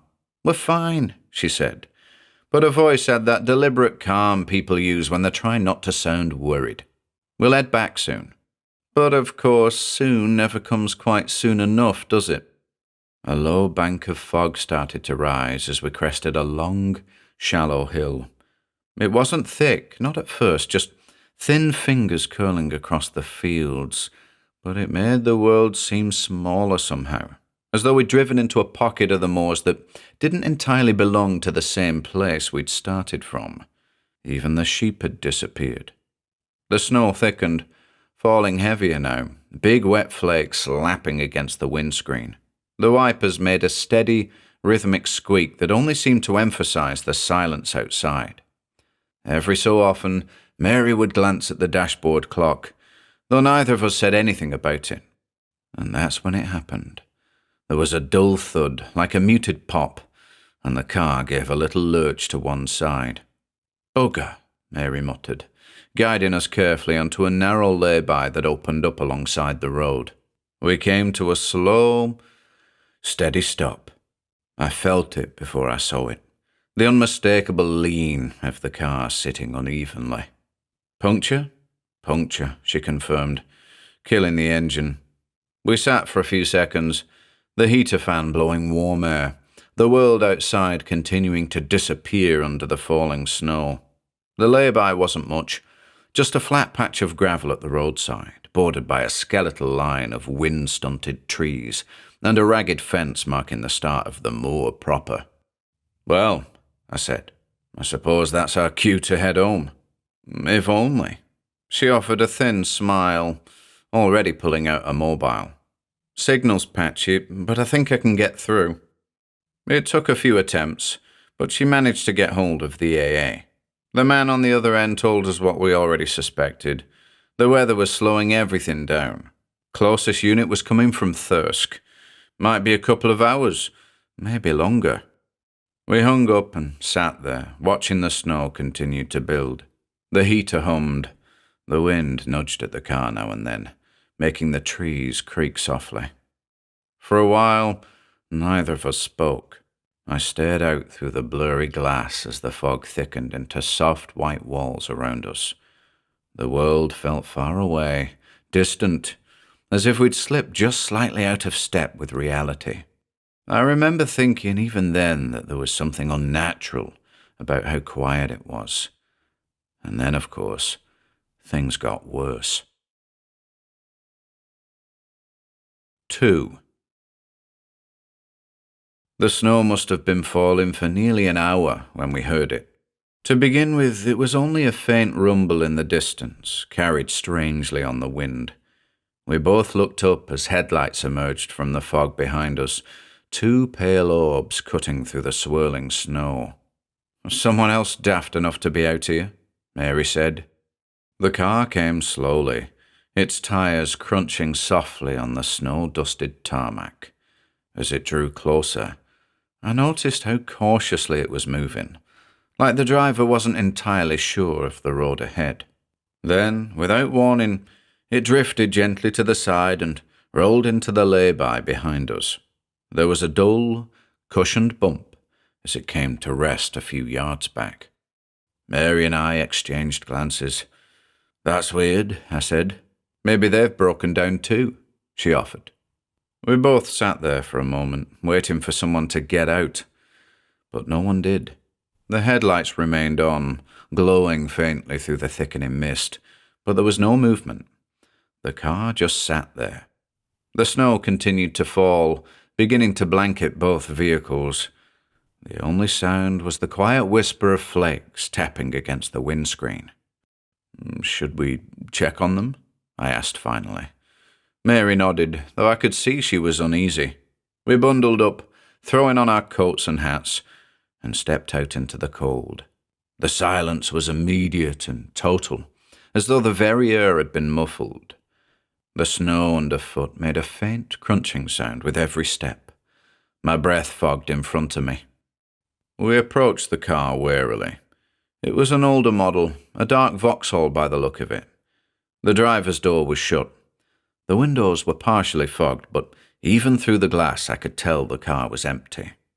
I tried the door. It opened easily, and just as I'd suspected, empty. The interior light flickered on as the door swung wider, revealing an undisturbed seat, the faint lingering smell of damp wool, but nothing else. Mary's voice was a whisper behind me. Where did they go? I looked around instinctively, scanning the lay-by and the edge of the moor beyond. That's when I noticed the footprints, or rather, what should have been footprints. There was a trail in the snow, leading away from the car and disappearing into the fog, but they weren't shaped like any boot or shoe.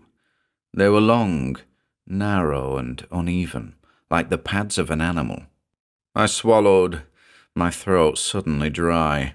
"Jack," Mary said quietly, "let's get back to the car." I didn't argue. As we turned, somewhere out there, deep in the night, something let out a single sharp cry, half a bark, half a scream. We shut ourselves back inside the Rover and locked the doors without speaking. The heater hummed gently, blowing warm air that failed to chase away the chill that had settled in my bones. Outside, the snow continued to fall in thick, silent sheets, swirling in the headlights like ash from some distant fire. Neither of us mentioned the prints. Neither of us mentioned the cry we'd heard. But I could see it in Mary's eyes, the same creeping unease gnawing at the edge of my thoughts. We weren't alone. Someone, or something, was out there in the darkness. Minutes dragged by. The clock on the dashboard ticked over with slow, mechanical certainty, but the world outside seemed timeless, frozen in that dim half-light. Every so often, a gust of wind would rattle the bare branches of the trees behind us, making them creak like old bones. The fog had turned the moor into a shapeless white void beyond the reach of the headlights.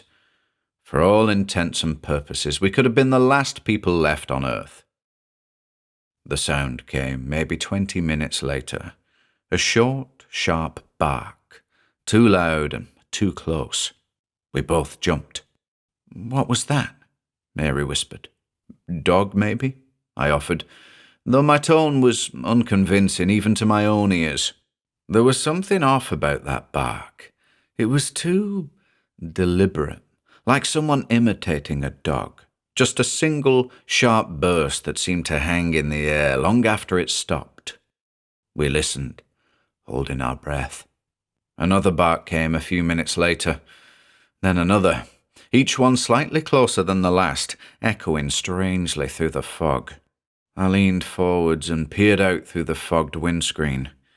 At first I saw nothing but the swirling snow. But then, just for a moment, a shape moved at the very edge of the light. Something lofty, upright, much too tall for a dog. Mary saw it too. Her hand clutched my arm tightly. "There's something out there," she whispered. The figure shifted again, stepping partially into the beams of the headlights before retreating back into the mist. I caught a brief glimpse of a long, hunched frame, a narrow head, and impossibly what looked like a grin. Teeth bared wide and unnatural, gleaming faintly in the light. Whatever it was smiling. The barking stopped. The silence that followed was worse somehow. "Should we try calling someone again?" Mary asked. I nodded, but when she picked up a mobile, the signal had vanished entirely.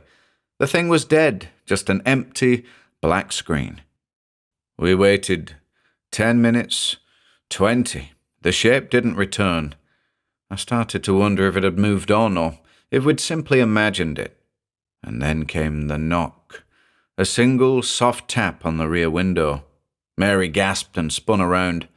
I turned as well, my heart pounding in my chest. But when I looked, there was nothing there. I rolled down the window a fraction and called out into the void. "Hello? Is someone there?" No answer. I shut the window quickly, locking it again. There were no further knocks, but the sense of being watched remained, heavy and oppressive, like unseen eyes pressed against the thin shell of the car. The snow continued to fall, piling on the bonnet, transforming the world without into something pale and unreal. Mary whispered, "How much longer?" I glanced at the dashboard clock again. The AA might be another hour or so, assuming the roads were still open. But even as I said it, I knew better. The roads were likely buried by now. And then the barking started again, much closer this time. The sounds were low and drawn out, like laughter. I squeezed Mary's hand and tried to remain calm. "Don't worry," I said. "We'll be fine in here." But even as the words left my mouth, I wasn't sure if I believed them. 3. Time lost meaning after that. The fog pressed in so close it was like being trapped inside a snow globe, cut off from everything beyond the dull glow of the headlights. The barking came and went, never following any pattern, sometimes distant, sometimes near, as though the thing was circling us, testing us. The worst part was not knowing where it would appear next. Mary was holding up better than I expected, but after nearly 2 hours sitting in that sealed box, her nerves were fraying. She shifted uncomfortably, glancing repeatedly at the passenger side window, at the snow swirling against the glass. Finally, she turned to me, her voice tight with embarrassment. "I need the loo." I stared at her, hoping I'd misheard. "Now?" "I can't wait much longer," she said, forcing a nervous smile. "I'll stay close to the car, I promise." "Mary, it's not safe." "What do you want me to do?" she snapped. "Go here in the car?" For a moment, I considered arguing with her, but I could see from her expression that it wouldn't do any good. She was trying to stay calm, trying not to panic, and I wasn't about to push her over the edge. "All right," I said finally, "but I'm coming with you." The world outside was a formless grey soup. I stood close as Mary stepped around the side of the car and ducked behind the door for what privacy she could manage. I kept scanning the white void, listening, straining to catch any hint of movement. And that's when I heard it again. The barking, closer than before, but not just barking, something else under it, something like words, garbled, wet, throat-clogged attempts at speech, as though the thing was trying to talk but didn't have the right mouth for it. A shape moved in the fog, maybe 20 feet away, something tall and upright, loping forwards with that sick, jerking gait. "Mary!" I hissed. She'd barely straightened up when it lunged out of the whiteness. There was a flash of black fur and shiny teeth, a sound like wet cloth tearing. Mary screamed, stumbling backwards. I barely had time to react. I grabbed the heavy torch from my coat pocket and swung wildly, catching the thing across its face with a sickening crunch. It reeled back, howling, then vanished into the fog as quickly as it had come. Mary was sobbing, clutching at her arm. Blood ran between her fingers. "Back in the car!" I shouted, practically throwing her inside. We slammed the doors shut and locked them. The snow swallowed the world again, but I knew it was still out there, waiting. The car was silent except for Mary's breathing and the low whine of the heater struggling against the cold. The blood on her arm had started to clot, but the torn skin beneath was already darkening, angry and swollen. I dug around in the glove compartment where I'd found the torch, grabbed some old tissues and did what I could to stop the bleeding, but I knew she needed proper treatment, a tetanus shot at the very least. And all the while the snow continued to fall, thick and steady. Our world had shrunk to the small bubble of warmth inside the car. Beyond the windows was nothing but white mist and the pale orange glow of our headlights reflecting off the flakes. Every few minutes I glanced nervously at the windows, expecting to see that grinning face again. But it didn't come. Another hour must have passed before we saw him. The figure emerged slowly from the fog, stumbling into the headlights like a man walking in a daze. He wore a long, tattered coat, the fabric stiff with frost and stained dark, with what I couldn't tell. His head hung low, arms dangling at his sides, as though he barely had the strength to lift them. For a moment I felt a flicker of relief, a person, a real person. And then I saw his face. Even through the misted glass I could see how pale his skin was. Blood was smeared across his chin, and his eyes, wide and round, gleamed oddly in the headlights. His mouth hung slightly open, teeth visible, lips dry and cracked. He staggered closer, one hand reaching out to the driver's side window. His movements were jerky, unnatural, like a puppet fighting its strings. "Help!" he rasped. The voice was wet and abnormally guttural. I didn't answer. I couldn't. "Help, please!" Mary grabbed my arm, whispering, "Jack!" He was close now. His hand pressed flat against the window, leaving a streak of something dark. His fingers were unusually long. The nails thickened, almost claw-like. I shook my head. "Stay put," I whispered to her. The man swayed on his feet, then sank to his knees, his head tilting to one side as if his neck was incapable of supporting it. "Cold," he murmured. "So cold." Despite every instinct in me screaming to stay inside, some irrational part of me, that old stupid British civility, kicked in. I'll call for help," I said, my voice shaking. "Just stay there." But there was no signal, and I knew it. The man or the thing seemed to sense my hesitation. Slowly he raised his head fully, and for a moment I saw it, the faint shimmer of black fur beneath the torn skin of his throat, as though something was shifting just beneath the surface. Then came the smile, that wide, toothy grin, the same I'd seen in the fog earlier, stretched far too wide for any normal face. Mary gasped. I felt her grip tighten on my sleeve, and then the man started to change. It began with a slow shudder that ran through his entire body.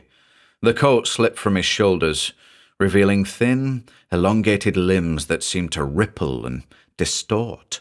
His spine curved sharply, bones popping audibly beneath the skin. The pale human face began to stretch, eyes shrinking into dark, reflective beads. Coarse, oily black fur pushed through the skin in patches. The thing let out a low, rasping growl, part dog, part man, part something else entirely. I didn't wait for it to finish. I grabbed the heavy torch again and burst out of the car, slamming the door behind me. The cold hit me like a wall, but I braced myself against it. I could hear Mary screaming behind the glass as I faced the thing. It rose to its full height, taller than any man, swaying slightly on its hind legs, claws flexing. "Come on, then!" I shouted, voice cracking. "Come on!" The creature let out a nauseating bark and lunged. 4. The beast came at me fast, far faster than anything that size should have been able to move. I barely managed to twist aside as it sprang, its claws raking through the air where my head had been. The torch felt pitiful in my hands, a scrap of metal against something that barely seemed to belong to the same world as me. I swung wildly, catching it across the shoulder with a dull crunch. It staggered but didn't fall, letting out a sound that made my stomach twist, something between a growl and a gurgling laugh. The headlights caught its face as it turned towards me again. The fur glistened wetly in the snow, its long jaws open, tongue lolling. Those eyes, small, dark, almost childlike, fixed on mine, and for a moment there was something nearly human flickering behind them, a kind of recognition or amusement. Then it leapt again. I took off at a run. The snow was deeper off the roadside, pulling at my legs, making every step a battle. The cold burned in my lungs, but I forced myself forwards, stumbling into the whiteness ahead. Behind me, I heard the thing giving chase, a wet, rhythmic thump as it darted after me, its breath coming in sharp, huffing bursts. The fog swallowed everything. My world was merely a few feet of swirling snow and black branches looming like skeletal fingers. The trees were denser here, stunted by wind and rime. The ground dipped and rose unpredictably beneath me. Once or twice I slipped, only barely managing to keep my footing. I didn't dare look back. Branches whipped at my face, scratching my skin raw. Somewhere to my left, the thing barked again, short, sharp, like laughter chasing me through the trees. It was toying with me. I realized, too late, that I was being herded. The ground began to slope more steeply. The trees thinned, and the wind howled louder. Suddenly, the ground under my feet dropped away entirely, and I skidded down a slick embankment, tumbling and flailing. The torch flew from my hand as I crashed to a stop against a low outcrop of rock. I lay there for a moment, dazed, chest heaving, the cold gnawing at my skin. When I finally forced myself upright, I saw where I'd landed. The ground ended abruptly just a few feet ahead, a sheer drop into nothingness. Beyond lay only clouds of mist and blackness. Somewhere far below, I could hear the faint rush of water, a stream or river winding through the hollow. The cliff face was jagged and sheer, glassy with ice. I was trapped. The sound of crunching snow reached my ears, slow, deliberate steps. The creature emerged from the trees, tall and hunched, its head low, tongue flicking out as it panted. Once again it wore that appalling grin. It stopped a few yards away, swaying slightly as though savouring my fear. I looked around desperately, searching for any kind of weapon, but there was nothing. Just rock, slippery with ice, useless in my bare hands. The thing tilted its head, studying me. And then, God help me, it spoke. Jack. My name, croaked out of its warped throat, half choked by its canine jaw, but unmistakable. Jack, it said again, voice gurgling. I stumbled back, my feet inching dangerously close to the edge. What do you want? I managed. Its mouth opened wider, impossibly wide, revealing rows of teeth that gleamed in the low light. Cold, it rasped. Hungry. The eyes fixed on mine again, round, dark, and, for an instant, terribly sad. Don't, I whispered. Please. It took another step towards me. I snatched up a loose rock, more instinct than strategy, and hurled it as hard as I could. The stone struck the creature's muzzle with a sharp crack. It howled, staggering sideways. The sound it made was awful, a voice that didn't belong to any world I knew. Before it could recover, I charged. I don't know what I thought I could do. Maybe I didn't think at all, but the impact caught it off guard, driving us both towards the edge. Its claws scraped against the icy rock, trying to hold its footing as we struggled. My hands found its fur, coarse, oily, warm, and I shoved with everything I had left. For a second, we teetered there on the brink. Its face was inches from mine, those black, liquid eyes filled with something almost pleading, like a dog waiting for its master's command. Its mouth worked open and shut, little broken whines escaping its throat. Help! It croaked again, barely audible, and then it lost its grip. It fell. The creature's long arms flailed as it plummeted into the mist below. I heard it land somewhere far beneath, followed by a terrible silence that seemed to suck the very air out of the world. For the longest time I stood at the cliff's edge, chest heaving, the snow swirling around me. The thing was gone. I told myself that over and over again. It's gone, it's gone. But some not so small part of me wasn't convinced. Finally, my back got the better of me.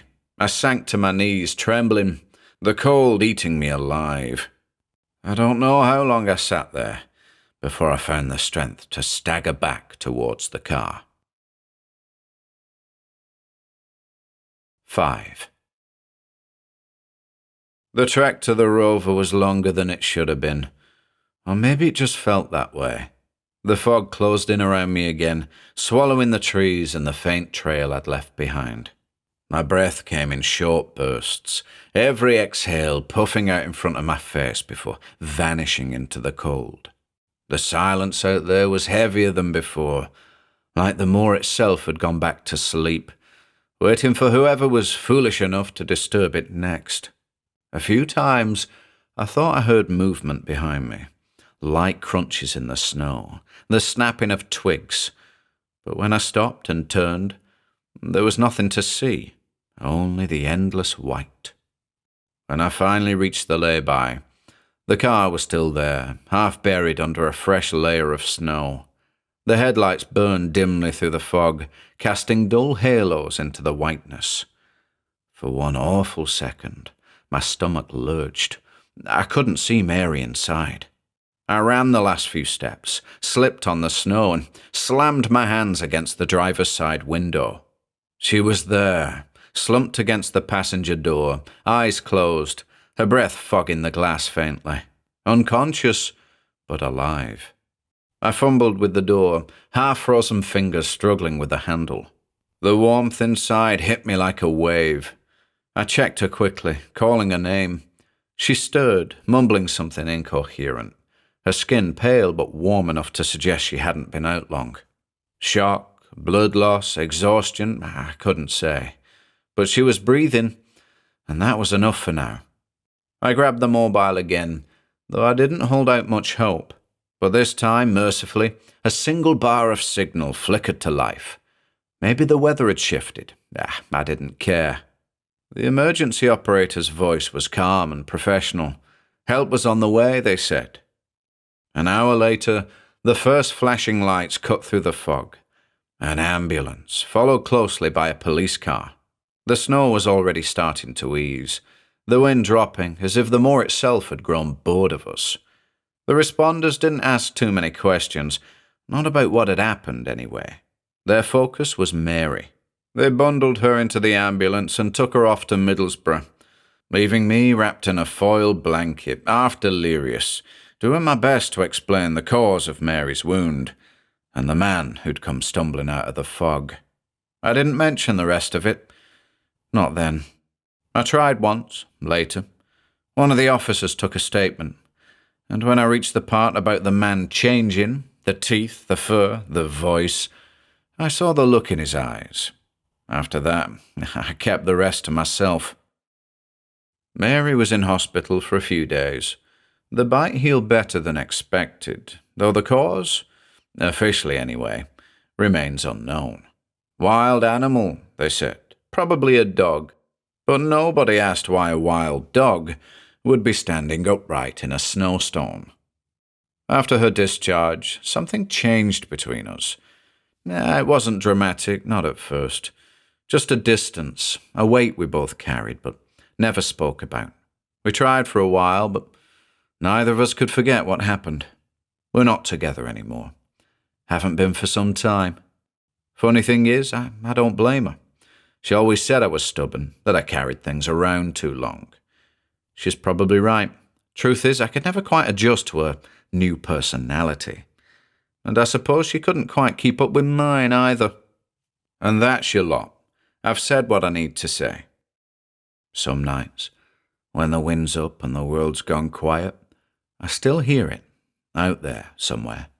A single sharp bark carried on the breeze, like someone trying to remember how a dog sounds. It always sounds like it's laughing.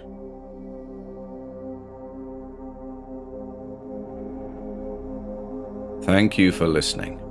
If you'd like to support our work, you can find Horror Babble easily with a quick online search, or by seeking us out on Patreon, Bandcamp, or YouTube. Our content is available across multiple platforms in various formats: videos, audiobooks, and podcasts. We appreciate your support.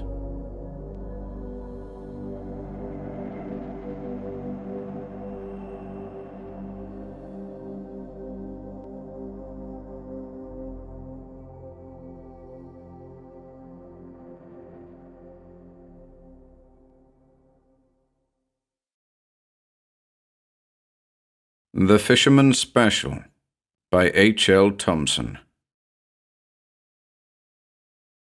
And so, said my lean George, share of a seat on the Fisherman Special from New York to Montauk, there's more, much more to it than backwoods superstition. Man. He leaned over and pounded my knee with his hard, brown fist.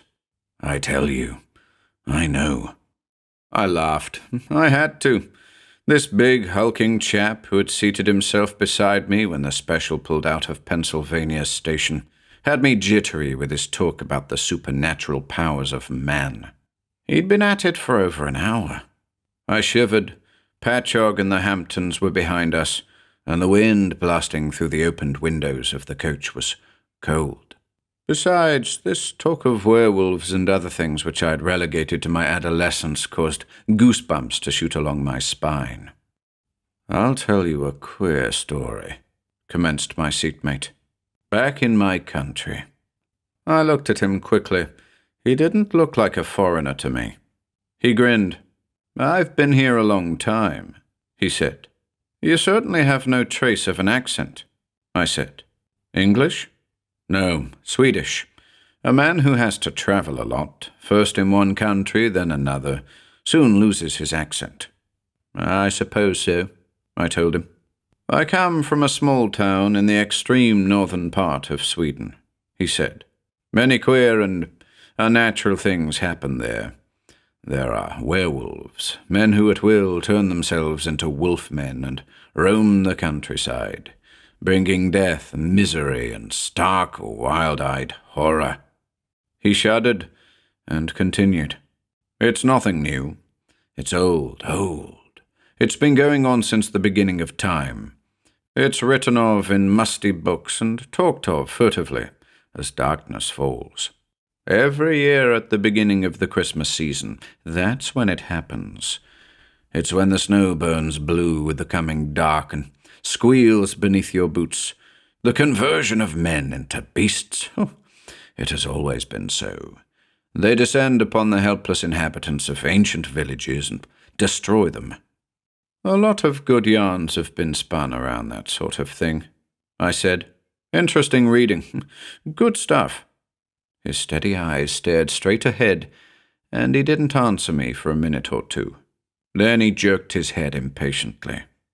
Up there, just before night, when the snow is so white it turns blue and squeals beneath your boots like a living thing. His voice died away, as if he were living 1,000,000 miles away. He continued in the same sing-song voice. There in the town where I grew up lived 2 brothers. Both were tall, straight, and strong. They loved the same girl, but she preferred the older brother. He was good and steady, and the young one, his voice became harsh, was a fool. Selma, that was her name. She married the older brother early one spring, and the 3 of them lived together in their old, whitewashed house near the end of the village. But the happiness of his brother and Selma kept misery gnawing at the innards of the younger brother. He grew morose and ugly. He spent his nights in the town tavern. He'd stay there until all the lights in the little house were out.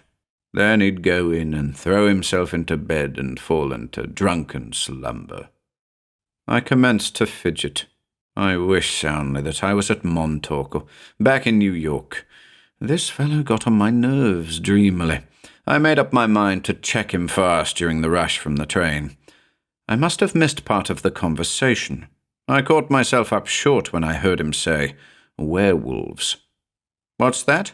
I asked. I said that the stranger he met in the tavern one winter's night told him he could change himself into a wolf man and join the other werewolves on the eve of Christmas. I shoved my tongue in my cheek. He told the younger brother that? He nodded. Yes, he told him how it might be done. Did he do it? I asked. My somber friend nodded again. How? I asked, smirking. I might try it myself if the fish aren't biting out here. He gripped my arm. My friend, if you value your sanity, if you would not rove the world with the screams of the innocents in your ears, if you value your hope of immortality, never try it. The poor misguided younger brother was a victim of jealousy, fancied wrongs. We all have 'em, I said. How's it done? It is done, he said, glancing over his shoulder quickly, by muttering certain words. What words? I interrupted. Those I shall not tell you. By muttering certain words and drinking a cup of ale to a man-wolf. If he accepts, it renders the man natural, worthy of acceptance of the werewolf state. I'll have to remember that, I said. I've had many a cup of ale with strangers. All of which reminds me, how about a drink? I reached for my gunny sack. I never drink. Well, here's to you, I said, peeling off the top of my jug. Whether the roadbed was rougher than usual, or whether the train went around a curve, I don't know. But suddenly my friend fell, almost in my lap, and my bottle of rye went out of the window. Old Gloomface smiled. I'm sorry, he said. Possibly I can make it up to you by finishing my story. I grinned with only one side of my mouth. Forget it. Shoot. Did the younger brother turn himself into a werewolf? He did. On the eve of Christmas, when they strung the tree with popcorn and red cranberries, his hatred and jealousy boiled over. He tore out of the house and went to the tavern. There he filled himself with spirits and brooded over his loss of Selma. After a time, he got to his feet and went into the forest. There, in his drunkenness, he pronounced the words and assumed the wolf form. What did he do? Go back and know up his brother? He came back. But first he travelled to the spot which had been made known to him by the stranger in the tavern. It was many miles north, beneath the wall of a ruined castle of some feudal lord. There he joined hundreds of others, who, in natural form, were weak, frustrated men such as he. Then the pack set out en masse. Strong doors were paper before them, white, unprotected throats their aim. Shrill, gurgling screams of their victims on the still cold air whetted their appetites. "What about the younger brother, our hero?" I asked. "I haven't forgotten the younger brother. He ran with great leaping bounds straight to his home. His red tongue lolled from his gaping mouth. His eyes were green in their madness." I frowned. This fellow certainly threw himself into his story like a professional. He had goose flesh on my neck. This werewolf, this beast, attacked his brother and the lovely Selma as they lay in their bed. He felt his own brother's hot blood in his dry throat. He shook him as a terrier does a rag. The lovely Selma screamed and tore at him with her little hands. No one came to help them?" I asked. "You forget. The town was in an uproar. The whole pack attacked." "And Selma?" I said. "Yes, Selma. Selma grabbed the other brother's hunting knife from his belt on the back of the chair and stabbed at the werewolf, screaming curses. My God, how ghastly. Did she kill him?" He shook his head. "No, she didn't kill him. She only tore off his right ear with the sharp knife, and in the manner of all things who attack in the night, his own pain defeated him. He ran out of the house and from the village. He disappeared into the dark forest. His red blood stained the white snow for miles. They could have trailed him that way." He shook his head. "No. He assumed the human form once he was in the forest and staunched the flow of blood." "But the wound?" I protested. "How could he explain that to the townspeople? To Selma?" "He never went back. He ran away. The people of the town must have thought he too was a victim of the werewolves that bloody, gory night." The conductor pulled the door of the coach open. Montauk! Montauk!" he called. All around us, men started whooping and grabbing up their equipment. I sat quietly for a minute. "What a story," I finally managed to say. "What a story to tell a man when he's out at the end of nowhere. I've got the creeps." He shrugged. It was merely to pass the time. Any sort of conversation to pass the time. Good luck. Good fishing. He got up to get his stuff. "Same to you," I said, sticking out my hand. As my eyes met his, I started, and my hand dropped nervelessly to my side. He grinned crookedly, but that lopsided twitching of his face only accentuated the horror of the livid hole where his right ear should have been.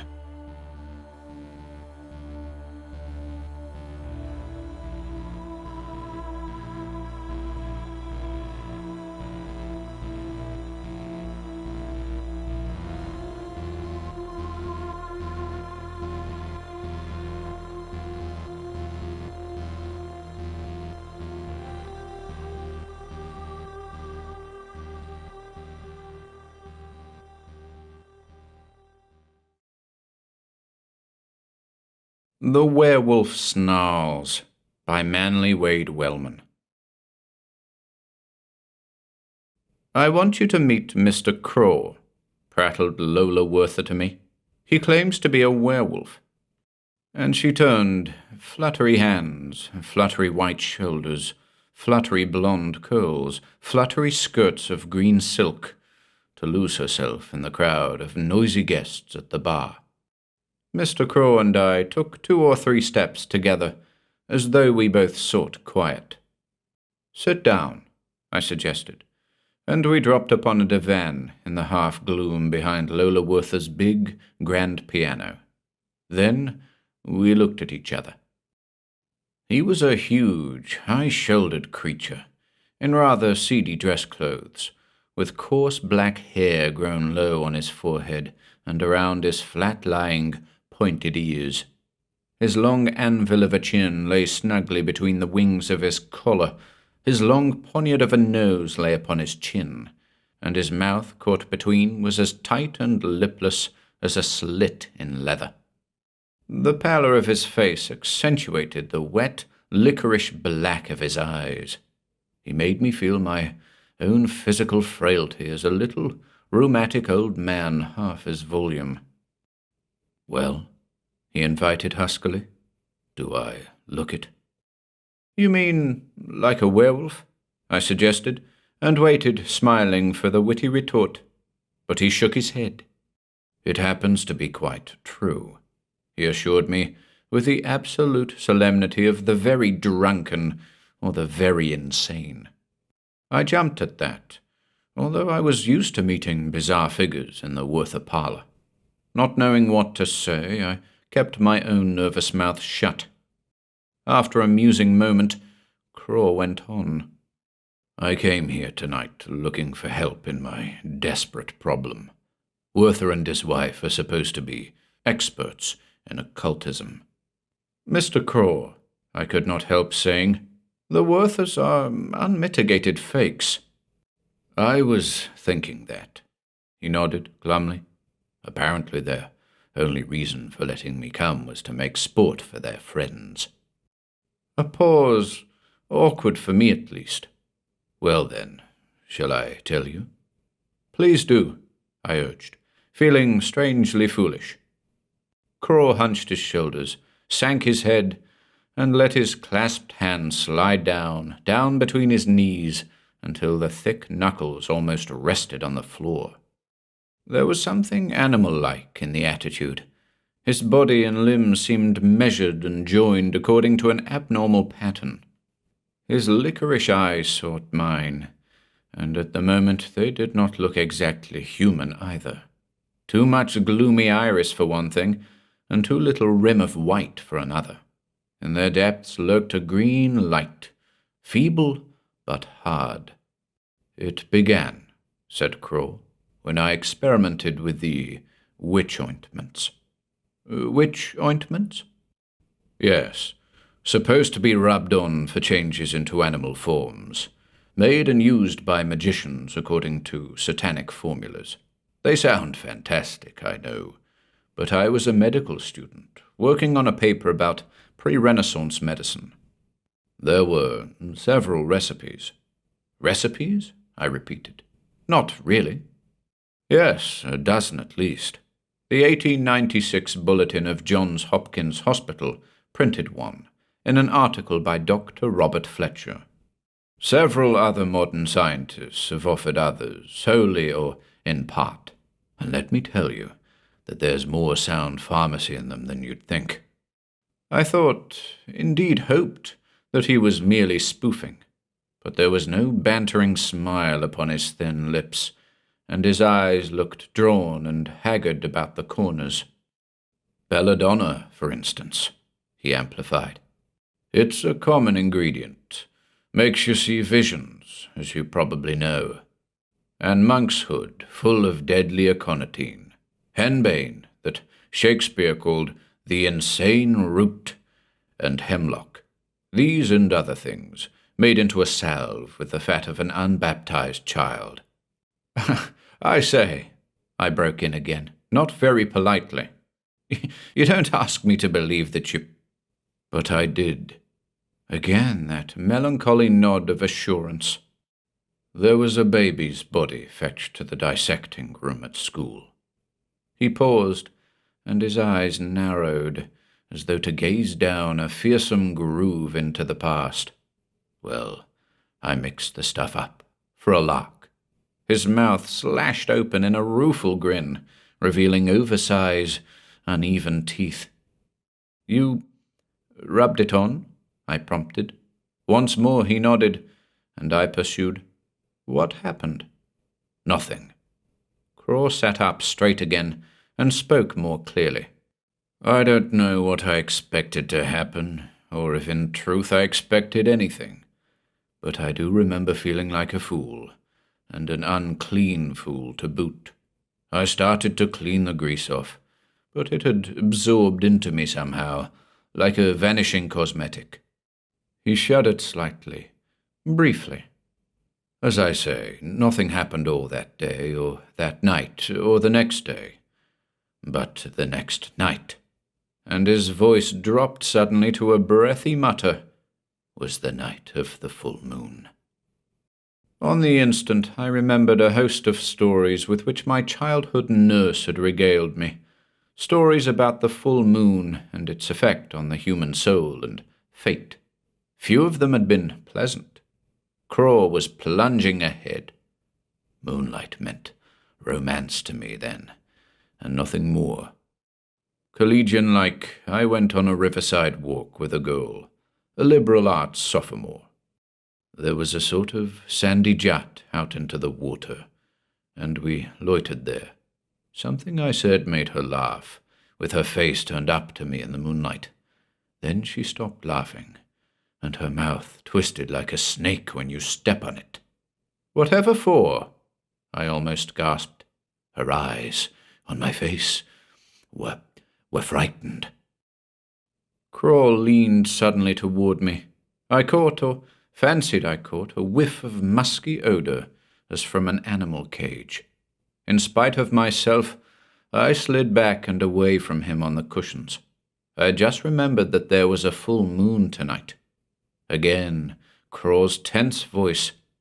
She tried to scream, and, frightened myself, I grasped her by the shoulder to calm her. When I touched her flesh, a new mood suddenly took possession of me. Of its own will, my hand switched to her throat, shaking her. I snarled at her to be silent, and she sagged down in a faint. My thoughts and senses churned all up, as if in a new feeling of exultation at conquest. Then he spread his great spatulate fingers. In the morning they found her gnawed body. In the afternoon, while I was still telling myself that it was a dream, the police came to my dormitory. They found blood on my clothing and under my nails. "You were that, Craw!" I exclaimed. His smile was bitter and tight-lipped this time. "Oh, so you read the papers. Undergraduate beast-man, the headlines called me, and medico-monster. What I told the police, the solemn truth, was too much for them to believe. They called in alienists, so I was sent to the asylum, not to the electric chair." "Look here," I ventured, in a voice that threatened to close up in my throat with every word. "I think you'd better talk about something else. You shouldn't have let yourself talk about this business in the first place." But he shook his head so emphatically that the coarse locks stirred at his narrow temples. "I'm not crazy, old chap. You see, just 2 weeks ago, I was officially certified normal." He sniffed. How could they know the frenzy, the throttling rage and the bloodthirst that closed over me like water in my locked room every month on the night when the moon was full? His clenched hands lifted. I saw his nails pointed and thick and opaque like pieces of mussel shell. I used to howl and shriek so that the attendants came to pacify me. They got bitten for their pains, so there were barred cells and straitjackets.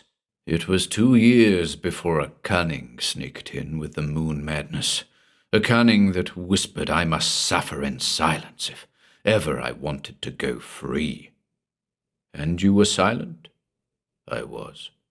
At length the doctors had me up for another examination. They hammered at my knees for reflexes, asked a bunch of clever questions, and finally discharged me as cured." Once again, a pause.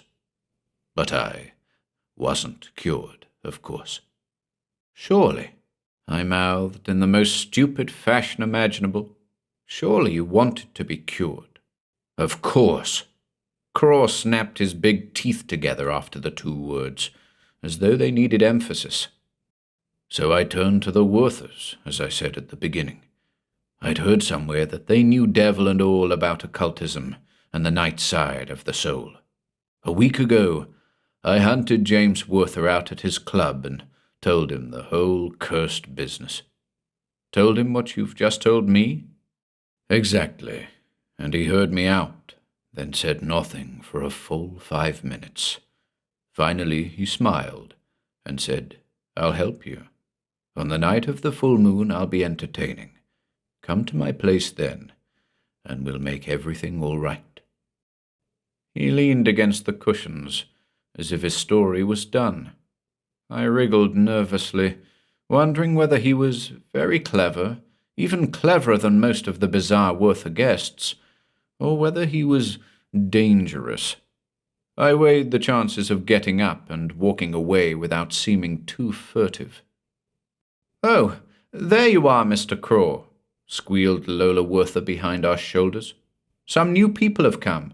Girls, and they're dying to meet—" She swooped down upon him and bore him away toward 3 young women with vapid, painted smiles. It was my chance to leave, and I took it. I crossed the room to the chairs where the hats and coats were piled. Glancing back, I saw Craw yet again from behind. His shoulders seemed strangely narrow and humped in a fashion somehow hyena-like. His hair, perhaps it was not carefully combed at the back of his low skull, was shaggy. At first I had thought his ears flat, but I saw now that they inclined forward, as though involuntarily pricked up. "He claims to be a werewolf." Lola Werther was finishing her introduction, and a tinkle of laughter ascended all around. I got my things, and left without being noticed. That was last night. Before me lies the morning paper, with an arresting headline. 4 torn corpses found in parlor. Police baffled over murder of James Werther and guests. Seek Beastman. I have not yet forced myself to read the rest.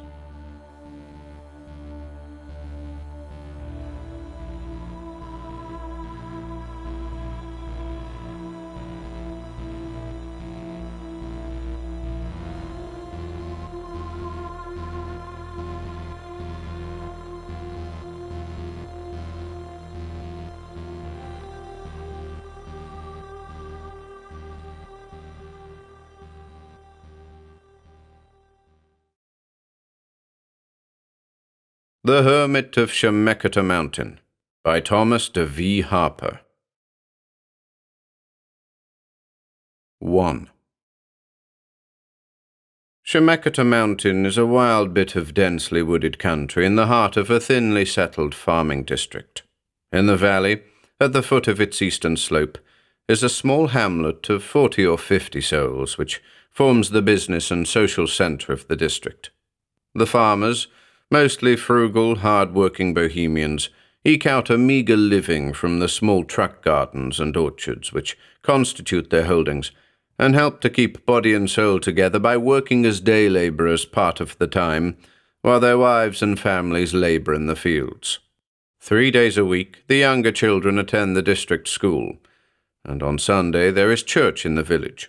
It is a life of hard work, little pleasure, and back of it all the sinister shadow of Chemeketa Mountain, dark and silent, against the setting sun. There had always been a deal of mystery about the Hermit of Chemeketa Mountain. High up in the forest near the top of the mountain he lived, he and his 2 dogs. He was a tall, gaunt man, with a ragged, unkempt beard, long, tangled hair, and cold, green-grey eyes that in moments of anger glowered in their deep sockets in a malevolent, unwinking stare. His clothing was filthy and ragged, and was kept in place by bits of string, rusty nails in lieu of buttons, and a frayed rope for a belt. Where he came from, no one knew. How he made a living was also an unfathomed secret. His shack was high up on the mountain, in the heart of the timber, surrounded by a small patch of half-cleared ground, set off from the forest by a rail fence which seemed always on the verge of falling apart, but somehow never quite accomplished it. His only companions were two great shaggy wolf dogs, vicious, evil-looking brutes with red slavering jaws, whose appearance as they would come charging up to the fence on the approach of a stranger was enough to strike terror into the stoutest heart. If you chanced on the hermit and spoke to him, his lips would draw back in a snarl, disclosing vicious, pointed fangs rather than teeth, and his words came in a low, rumbling growl that carried a menace in the tone, as well as, usually, in the words. The natives generally regarded him as having kinship with the two dogs, and believed all three were in league with the devil. They regarded the mountain with fear and awe, and while some drew their wood from the edge of the forest, none was bold enough to venture into its depths after sundown. It was said that the two dogs ran wild in the woods at night, and woe betide the luckless traveller whose trail they held. True, there were no actual disappearances which could be charged against the brutes, but this was because none tempted the devil, whose agents they were by venturing into the woods after dark. In the daytime, they apparently stayed at or near the hermit's shack, but at night, that was different. As for the hermit himself, he was possessed of the evil eye, said the natives. If he looked you squarely in the face, your cow would become dry. The water in your well would be polluted, and numerous other misfortunes would surely make your days unhappy and your nights full of fear. Your honest farmer would look fearfully over his shoulder, crossing himself the while, as he explained this to you. One day, there came to the hamlet a stranger from the big city down the valley near the sea. A small, furtive, rat-faced chap he was. He appeared on the street but seldom, having obtained a room at Mrs. Stora's, in which he stayed except when it was absolutely necessary for him to be out. When he did appear on the dusty road which passed for the main street, he walked with his head down, and his cap pulled well over his eyes, and if by chance a person happened to approach him suddenly from behind, he would find immediate reason to back up against a wall, while his right hand would seek his coat pocket. After a few days, he began to be on the street a little more frequently, and gradually struck up a speaking acquaintance with some of the men who frequented the grocery store corner of an evening. He was reticent regarding his motive in coming to the village, but seemed very much interested in the geography of the surrounding country, asking numerous questions regarding distances to the next towns, the farmhouses by the way, and the like. It was inevitable, of course, that he should hear of the hermit of Chemeketa mountain. Indeed, he had shown a good deal of interest in the topography of the mountain, the depth and denseness of the forest, and the trails through the woods before anyone thought of the hermit. Or maybe they thought of him but hesitated to speak. The stranger was from outside and would not understand. But eventually someone mentioned the hermit and described his peculiarities, how he lived alone, except for his two dogs, spoke also of the ferocity of the dogs, and of the malevolent powers of their master. The stranger listened, and a ghost of a smile passed across his face, to be instantly repressed. Casually, as if it were a passing thought and a matter of no importance, he suggested that it might be possible that the hermit had a miser's hoard of gold in his little shack on the mountain, and that his apparent poverty was a subterfuge for the purpose of misleading the villagers, while the dogs were purposefully kept vicious, and his own reputation for supernatural evil powers carefully cultivated, purely as a means of ensuring undisturbed enjoyment of his hidden wealth. But no, they said, this could not be. The man was known to have the evil eye. Why, look you, Stanislaus Matasavitsky, who lived nearest of all the village to the wood, had suddenly come upon the hermit one day, face to face just inside the forest, and what had happened? That very night a loose stone on the road had turned under his foot, and he had fallen, breaking an arm.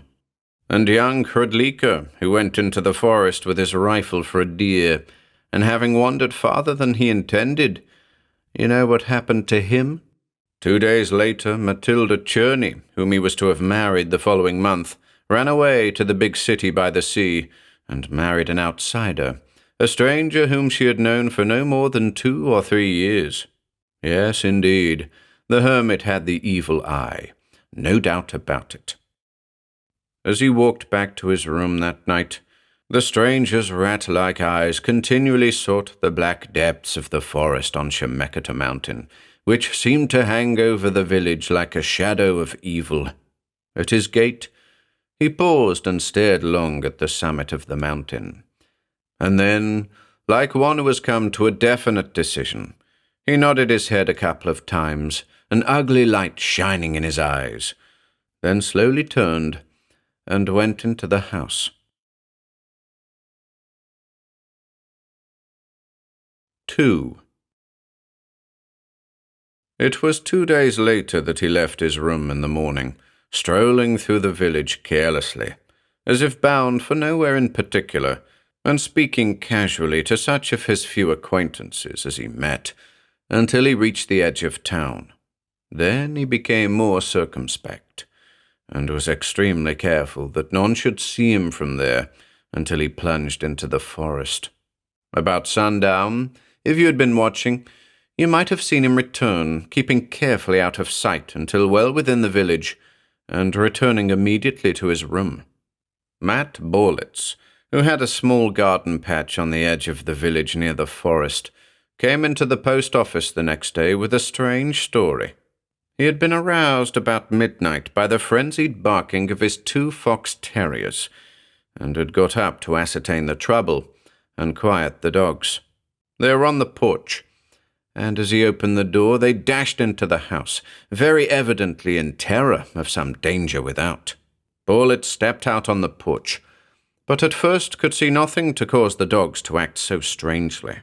As he stared into the darkness, however, 3 great wolf dogs suddenly broke out of the forest and passed down the road toward the town.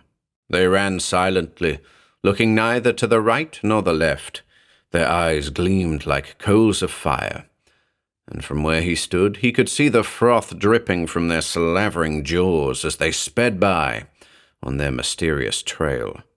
Borlitz's dogs, ordinarily noisy, fearless animals, cowered and whimpered in apparent abject terror as the spectral figures passed and vanished around a bend in the road.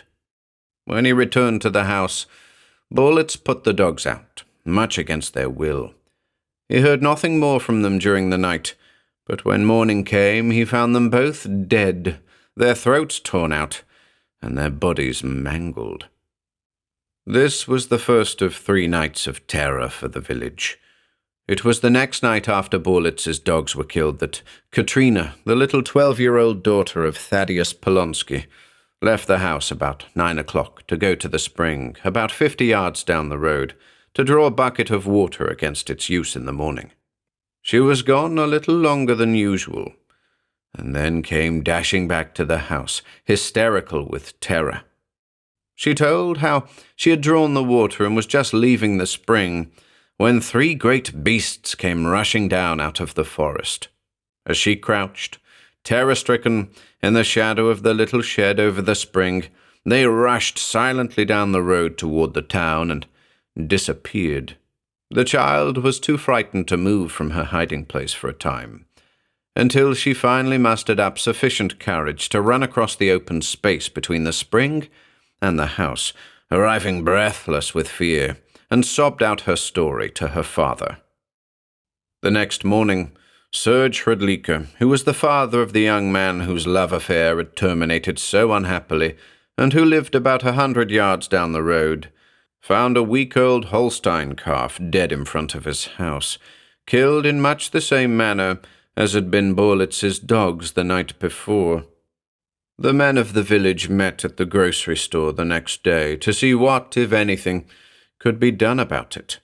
It was pretty generally believed that They must be the Hermit's dogs, suddenly taken to straying farther afield than had been their custom. True, he was only known to have 2, but it was not impossible that he had recently acquired a 3rd. A great deal of talk was indulged in, and Borlitz, Polonsky, and Hrdlicka were especially anxious for something to be done. But the meeting broke up without anything being accomplished, when it developed that no one was willing to run the risk of calling on the Hermit for the purpose of persuading him to restrain his dogs. It was that evening, just before dusk, that the second stranger arrived. He was a big, determined-looking chap, with an indefinable something in his appearance that caused Gorgas Pichatsky, the town toper, to hasten home at his first glimpse of the newcomer, and bury in a deep hole in his radish patch the gallon jug of hard cider which he had kept in his kitchen. It seemed safer to take no chances. But the stranger was apparently not interested in Pichatsky's cider, or its age or potency. He immediately sought the grocery store, and in the back room held a short conference with Jan Chesik, the proprietor, who was also postmaster and town constable. During the conversation, he exhibited certain papers which apparently gained him considerable respect on the part of Jan. He also showed that gentleman 2 photographs. They were a full face and profile view of the rat-faced stranger, and at the bottom of each picture was a number. When he stepped out on the street again, the newcomer proceeded directly to Mrs. Sturer's, where he inquired for her room. The good woman informed him that the man he sought was out, but would surely return shortly, and would he care to wait? He would, he replied grimly, and he did in Mrs. Sturer's sitting room. Now, it so happened that just about the time he stood at Mrs. Sturer's door, the man for whom he was asking was coming up the street to the house. When he saw his landlady's visitor, he cursed under his breath and immediately effaced himself from the scene by stepping behind a convenient tree, where he remained until the big man had entered the house. Then he retreated back down the street and kept well out of sight of the house until after dark. His room was on the ground floor, and about 9 that night, when there was no one on the street, he returned and entered the room through a window. He struck no light, and moved with extreme caution, being careful to make no noise. He quickly gathered up a few things which he made into a small, compact bundle, slipped out of the window, and keeping carefully in the shadow, left the town and plunged into the darkness of the forest on Chemeketa mountain. His many questions regarding the surrounding country had been in the way of providing for just such a contingency as this, and his plans were all formed. As he neared the top of the mountain, he paused for a moment to rest, and the thought of the Hermit came to him. With the thought came a grim smile. There was no danger of any interruption as he passed the place now. No, indeed. Those doddering fools in the village, with their superstitious talk of the evil eye. True, the old man's eyes did gleam wickedly, like 2 coals of fire, when— what was that? Bah, nerves. Mustn't let this stuff get his goat.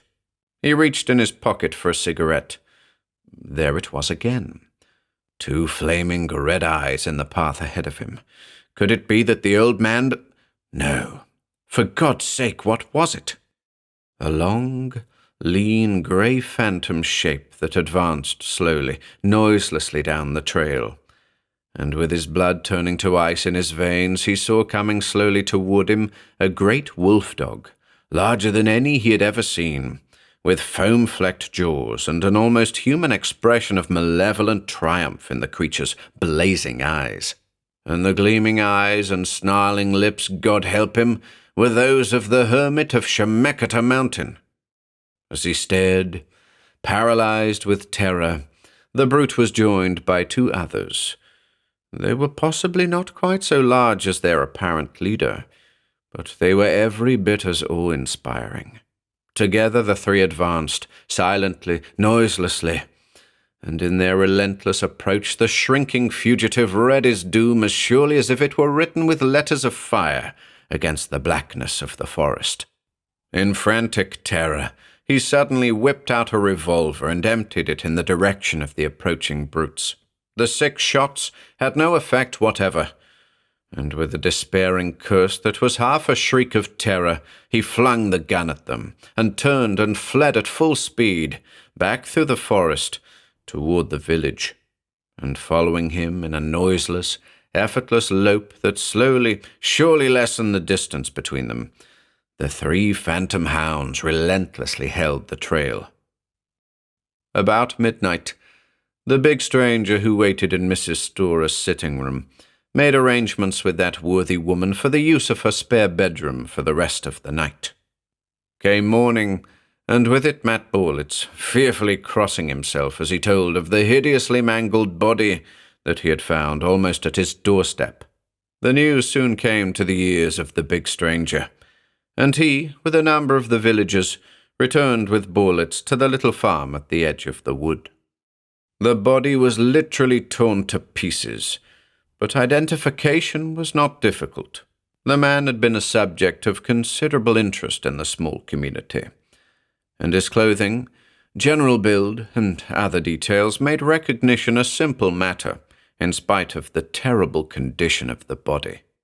The big stranger, taking mysterious articles from his pockets, knelt down beside the body, and in a minute arose with prints of the victim's fingers, which he compared with papers in his possession, after which he announced that the man was a desperate criminal, for whom a considerable reward was offered, dead or alive.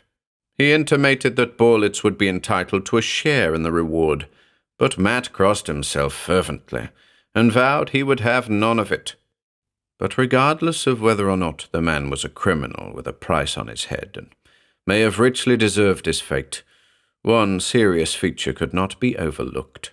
This was that the Hermit's dogs had suddenly become a serious menace to the community, and something would have to be done about it. The committee, which was formed to call on the Hermit that afternoon, included the big detective, the town doctor, the postmaster, several of the older and more influential men of the village, and last, but by no means least, the priest. Indeed, several of those on the committee vowed they would not so much as enter the forest unless he were with them, and even then it is said that charms, warranted to counteract the effects of the evil eye if judiciously employed, were secretly carried by several members of the committee. But, at any rate, they started bravely enough at first. The big detective, who scoffed at their fears, led the way, with the priest walking beside him to show him the trail. As they advanced up the mountain, the conversation became quieter. A noise in the thicket, or the sudden rustle of a bird overhead, would result in an effort on the part of the group to keep more closely together, and the man of God at the head of the band was called on more frequently for spiritual reassurance. This he gave willingly enough, but it was noted that on 1 or 2 occasions, as they drew near the Hermit's place, his voice may have trembled a little, and he was observed to cross himself quite frequently, and with possibly a little more fervour than usual. Nearing the cabin, one of the group picked up a revolver with 6 empty shells in the chambers. This was passed from hand to hand, and at least one of the group claimed to have seen it in the dead man's possession. They at last came out on the little clearing, and paused at the dilapidated fence. The detective had volunteered to do the talking, since he claimed to be undismayed by the prospect of facing the Hermit's evil eye, and also since he was especially interested in the death of the man he had come to the village to seek. There was no protest at his taking the lead in the negotiations. There was no one in sight in the little cleared space surrounding the cabin, and the thing that impressed itself almost immediately on the minds of all present was the absence of the dogs. Invariably, on the approach of strangers, they had always charged up to the fence, threatening annihilation to trespassers. But now there was no sign of them whatever, nor of the Hermit himself. The detective called a couple of times from where they stood at the fence, and, receiving no answer, announced that he was going in. He climbed the fence, walked across the field, and disappeared behind the shack. A moment later, he reappeared and motioned to the group to come to him. And after some hesitation, with 2 or 3 of the bolder ones leading the way, the committee crossed the field. As they arrived at the cabin, the detective silently pointed to the ground. And there, cold in death, lay the bodies of the hermit and his 2 dogs. They were not a pretty sight. The birds had discovered them. The doctor, after an examination of the bodies, said that they had all 3 been shot. The hermit apparently at close range, as the bullet had passed clear through the body and was found in his clothing. He showed it to them, and the detective, who knew about such things, said that it had undoubtedly been fired from the revolver they had found on the trail. And the doctor said that from the condition of the bodies, they had been dead at least 3 or 4 days. When he returned to the big city by the sea, the detective reported to his superiors that the man he sought had been killed on Chemeketa Mountain by timber wolves, which had harassed the community for a few days previously. But if you go to Matt Borlitz, or Stanislaus Matasevsky, or even Gorgas Pichatsky, when he is sober, they will tell you that it had been 15 years since a timber wolf had been seen in the country, and that there never has been one seen there since. And besides, timber wolves leave tracks and howl, and there never was a track left or a sound made by the 3 phantom beasts who terrorized the village until they killed the murderer of the hermit and his 2 dogs. The 3 phantoms have never been seen since. That was ensured, however, when they buried the hermit and his 2 dogs. There is one sure way of keeping in its grave the body of a dead man who takes the form of a beast and roams the woods at night, or of a vicious wolf dog which will not stay dead, and this was done. You will not be able to learn who did it, but before the graves were filled, there was driven through the heart of each of them, and deep into the ground beneath, a long wooden stake.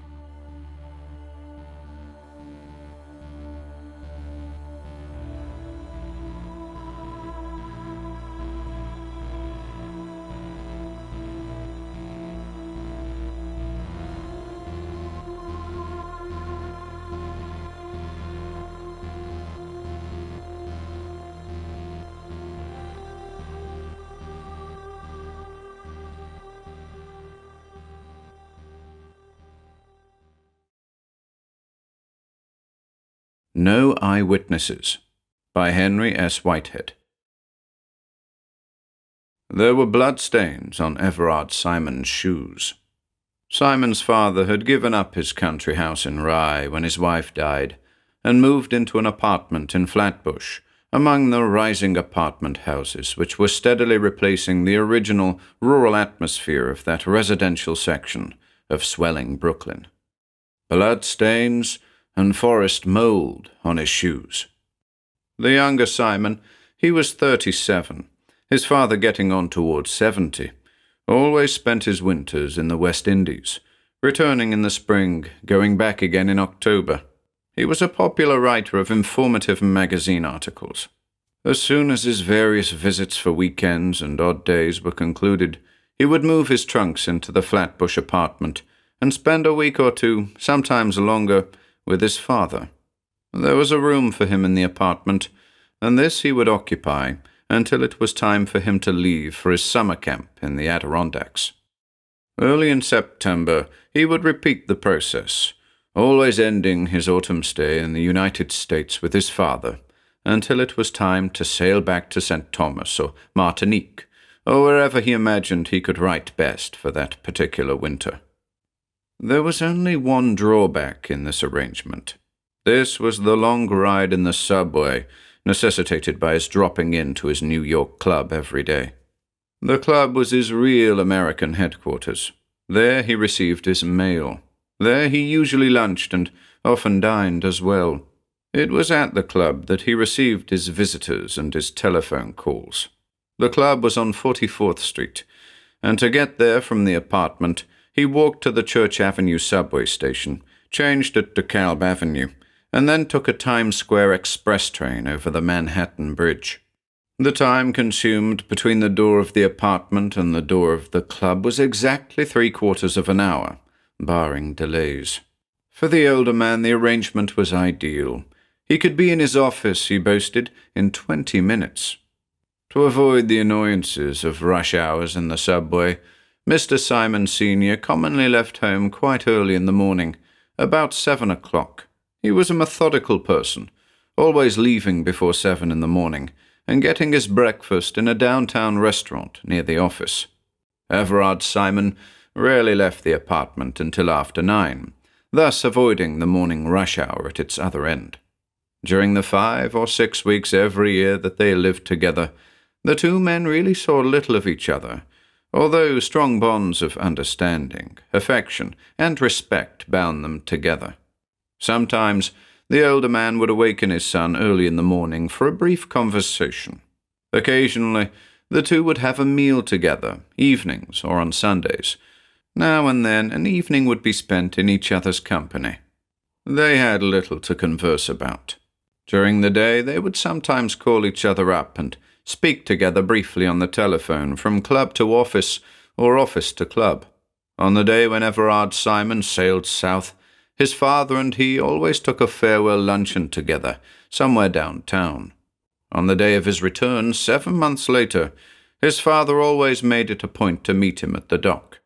These arrangements had prevailed for 11 years. He must get that blood wiped off. Blood? How? During that period, the neighborhood of the apartment had changed out of all recognition. Open lots, community tennis courts, and many of the older one-family houses had disappeared, to be replaced by the ubiquitous apartment houses. In 1928, the neighborhood, which had been almost rural when the older Simon had taken up his abode 20 minutes from his Wall Street office, was solidly built up, except for an occasional and now incongruous frame house standing lonely and dwarfed in its own grounds among the towering apartment houses, like a lost child in a preoccupied crowd of adults, whose business caused them to look over the child's head. One evening, not long before the end of his autumn sojourn in Flatbush, Everard Simon, having dined alone in his club, started for the Times Square subway station about 9:15. Doubled together lengthwise and pressing the pocket of his coat out of shape was a magazine out that day, which contained one of his articles. He stepped on board a waiting Sea Beach Express train in the rearmost car, sat down and opened the magazine, looking down the table of contents to find his article. The train started after the ringing of the warning bell and the automatic closing of the side doors, while he was putting on his reading spectacles. He began on the article. He was dimly conscious of the slight bustle of incoming passengers at Broadway and Canal Street, and again when the train ran out on the Manhattan Bridge because of the change in the light, but his closing of the magazine with a page corner turned down, and the replacing of the spectacles in his inside pocket when the train drew into DeKalb Avenue were almost entirely mechanical. He could make that change almost without thought. He had to cross the platform here at DeKalb Avenue, get into a Brighton Beach local train. The Brighton Beach Expresses ran only in rush hours, and he almost never traveled during those periods. He got into his train, found a seat, and resumed his reading. He paid no attention to the stations, Atlantic and 7th Avenues. The next stop after that, Prospect Park, would give him one of his mechanical signals, like coming out on the bridge. The train emerged from its tunnel at Prospect Park, only to re-enter it again at Parkside Avenue, the next following station. After that came Church Avenue, where he got out every evening.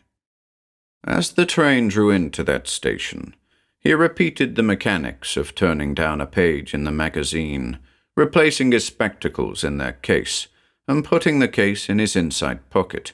His mind entirely on the article, he got up, left the train, walked back toward the Caton Avenue exit, started to mount the stairs. A few moments later he was walking, his mind still entirely occupied with his article, in the long familiar direction of his father's apartment.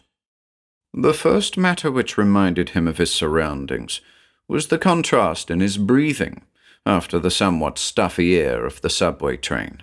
Consciously, he drew in a deep breath of the fresh, sweet outdoor air. There was a spicy odor of wet leaves about it somehow. It seemed, as he noticed his environment with the edge of his mind, darker than usual. The crossing of Church and Caton Avenues was a brightly lighted corner.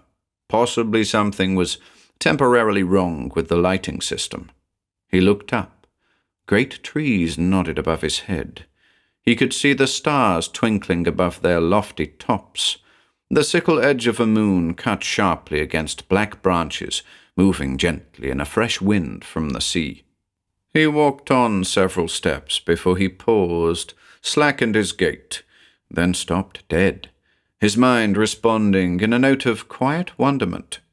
Great trees stood all about him.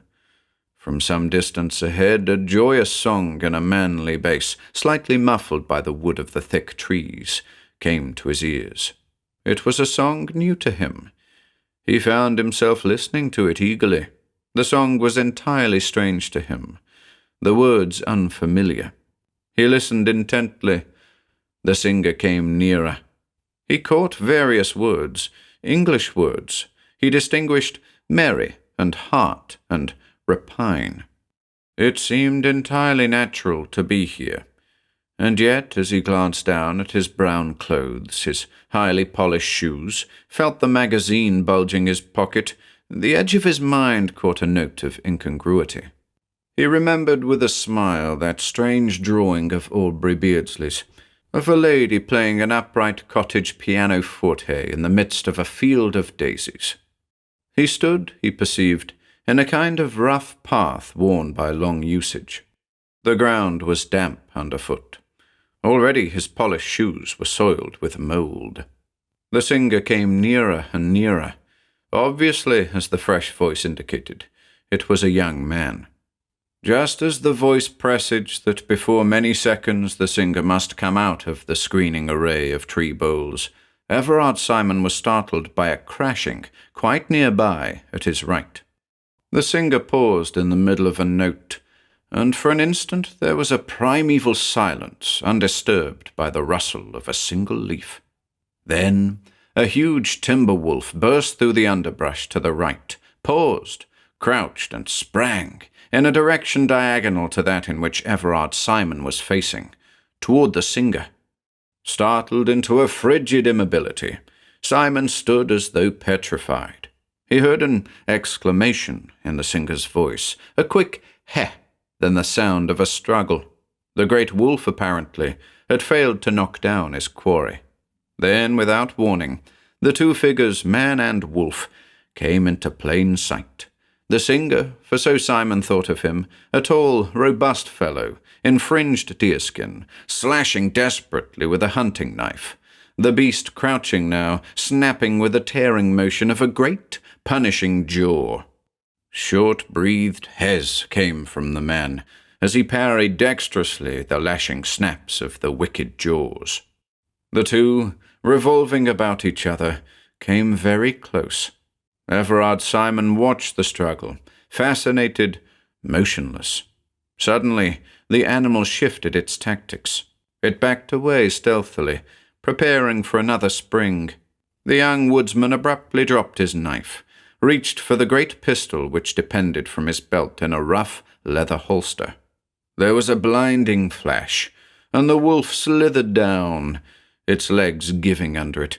A great cloud of acrid smoke drifted about Everard Simon, cutting off his vision, choking smoke which made him cough. But through it, he saw the look of horrified wonderment on the face of the young woodsman, saw the pistol drop on the damp ground as the knife had dropped, followed with his eyes through the dimming medium of the hanging smoke, the fascinated, round-eyed stare of the man who had fired the pistol. There, a few feet away from him, he saw an eldritch change passing over the beast, shivering now in its death struggle. He saw the hair of the great paws dissolve, the jaws shorten and shrink, the lithe body buckle and heave strangely. He closed his eyes, and when he opened them, he saw the figure in deerskin standing mutely over the body of a man, lying prone across tree roots, a pool of blood spreading from the concealed face, mingling with the damp earth under the tree roots. Then the strange spell of quiescence which had held him in its weird thrall was dissolved, and, moved by a nameless terror, he ran, wildly, straight down the narrow path between the trees. It seemed to him that he had been running only a short distance when something, the moon above the trees perhaps, began to increase in size, to give a more brilliant light. He slackened his pace. The ground now felt firm underfoot, no longer damp, slippery. Other lights joined that of the moon. Things became brighter all about him, and as this brilliance increased, the great trees all about him turned dim and pale. The ground was now quite hard underfoot. He looked up. A brick wall faced him. It was pierced with windows. He looked down. He stood on pavement. Overhead, a street light swung lightly in the late September breeze. A faint smell of wet leaves was in the air, mingled now with the fresh wind from the sea. The magazine was clutched tightly in his left hand. He had, it appeared, drawn it from his pocket. He looked at it curiously, put it back into the pocket. He stepped along over familiar pavement, past well-known facades. The entrance to his father's apartment loomed before him. Mechanically, he thrust his left hand into his trousers pocket. He took out his key, opened the door, traversed the familiar hallway with its rugs and marble walls and bracket side-wall light clusters. He mounted the stairs, one flight, turned the corner, reached the door of the apartment, let himself in with his key. It was 9:30, and his father had already retired. They talked through the old man's bedroom door monosyllabically. The conversation ended with the request from his father that he close the bedroom door. He did so, after wishing the old man good night. He sat down in an armchair in the living room, passed a hand over his forehead, amused. He sat for 15 minutes. Then he reached into his pocket for a cigarette. They were all gone. Then he remembered that he had meant to buy a fresh supply on his way to the apartment. He had meant to get the cigarettes from the drugstore between the Church Avenue subway station and the apartment. He looked about the room for one. His father's supply, too, seemed depleted. He rose, walked into the entry, put on his hat, stepped out again into the hallway, descended the one flight, went out into the street. He walked into an unwanted atmosphere of excitement. People were conversing as they passed, in excited tones. About the drugstore entrance a crowd was gathered. Slightly puzzled, he walked toward it, paused, blocked on the outer edge. "What's happened?" he inquired of a young man whom he found standing just beside him, a little to the fore. "It's a shooting of some kind," the young man explained. "I only just got here myself. The fellow that got bumped off is inside the drugstore. What's left of him. Some gang war stuff, I guess." He walked away, skirting the rounded edge of the clustering crowd of curiosity-mongers, proceeded down the street, procured the cigarettes elsewhere. He passed the now enlarged crowd on the other side of the street on his way back, returned to the apartment, where he sat, smoking and thinking, until 11, when he retired. Curious, a man shot, just at the time, or about the time, he had let that imagination of his get the better of him. Those trees. His father awakened him about 5 minutes before 7. The old man held a newspaper in his hand. He pointed to a scarehead on the front page. "This must have happened about the time you came in," remarked Mr. Simon. "Yes, the crowd was around the drugstore when I went out to get some cigarettes," replied Everard Simon, stretching and yawning. When his father was gone, and he had finished with his bath, he sat down in a bathrobe to glance over the newspaper account. A phrase arrested him. The body was identified as that of Jerry the Wolf, a notorious gangster with a long prison record. Then, lower down when he had resumed his reading, a large-caliber bullet which, entering the lower jaw, penetrated the base of the brain. No eyewitnesses. Everard Simon sat for a long time after he had finished the account, the newspaper on the floor by his chair. No eyewitnesses. He must really keep that imagination of his within bounds, within his control. Slowly and reflectively, this good resolution uppermost, he went back to the bathroom and prepared for his morning shave. Putting on his shoes in his room, he observed something amiss. He picked up a shoe, examined it carefully. The soles of the shoes were caked with black mold, precisely like the mold from the wood paths about his Adirondack camp.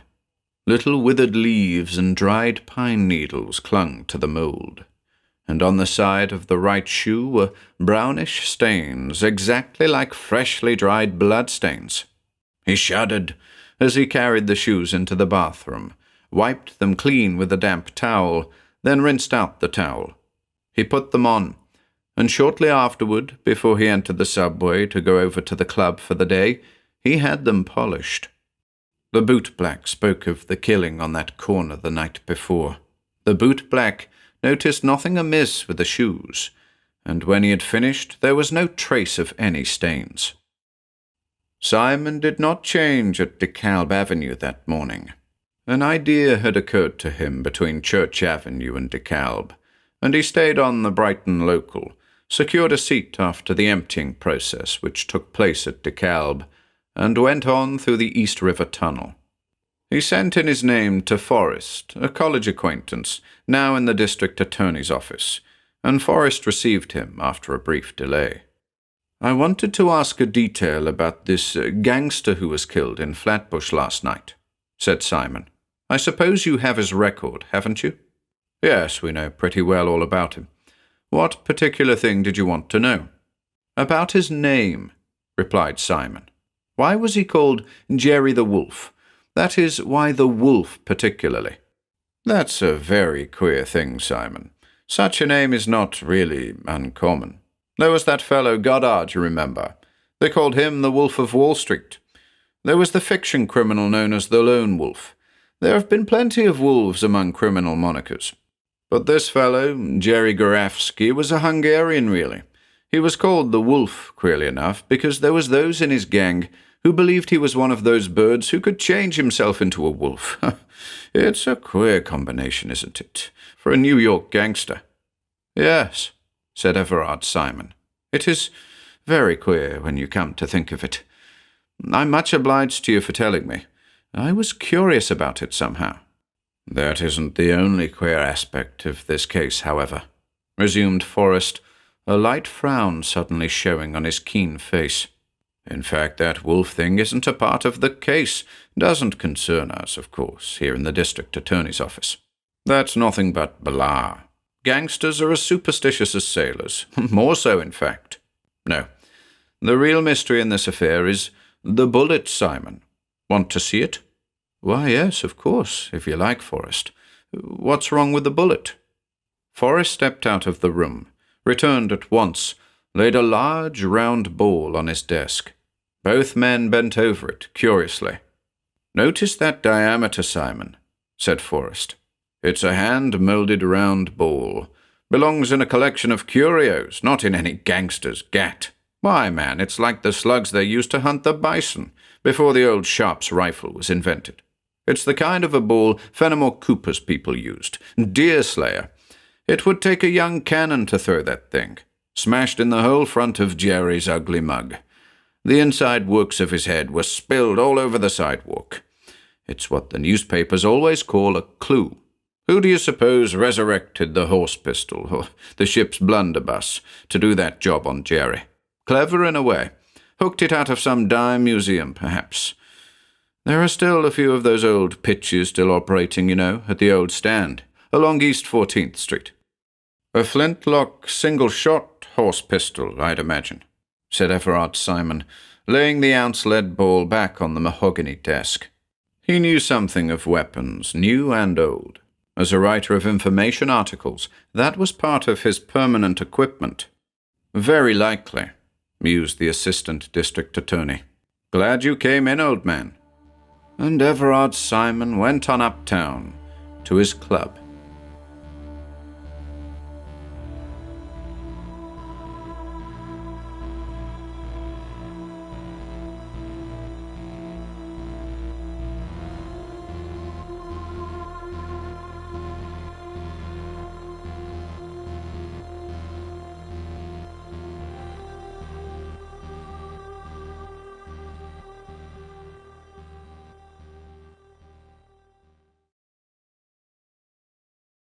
The Law of the Hills by Grace M. Campbell. I've grown old and credulous. Such a thing simply could not happen.